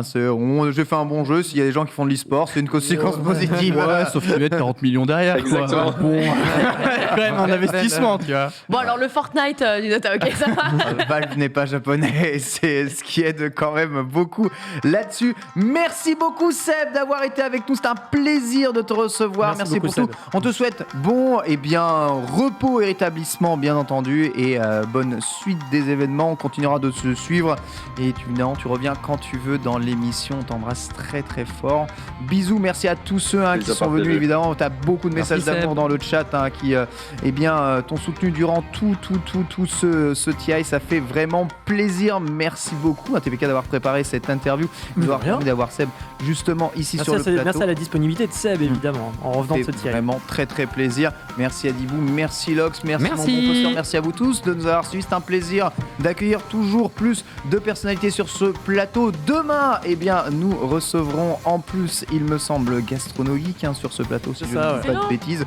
Donc voilà, il y a plein de personnes qui viennent parler de leur actualité. Moi, je suis trop content que le Lunch Play plaise et donne aux gens envie de s'exprimer. Bisous à tous tout de suite, c'est en plateau, on se retrouve pour Manga sur Speyside Demon Slayer à 16h30. Hein? Demon Slayer? Ouais. Je serai là. C'est parti.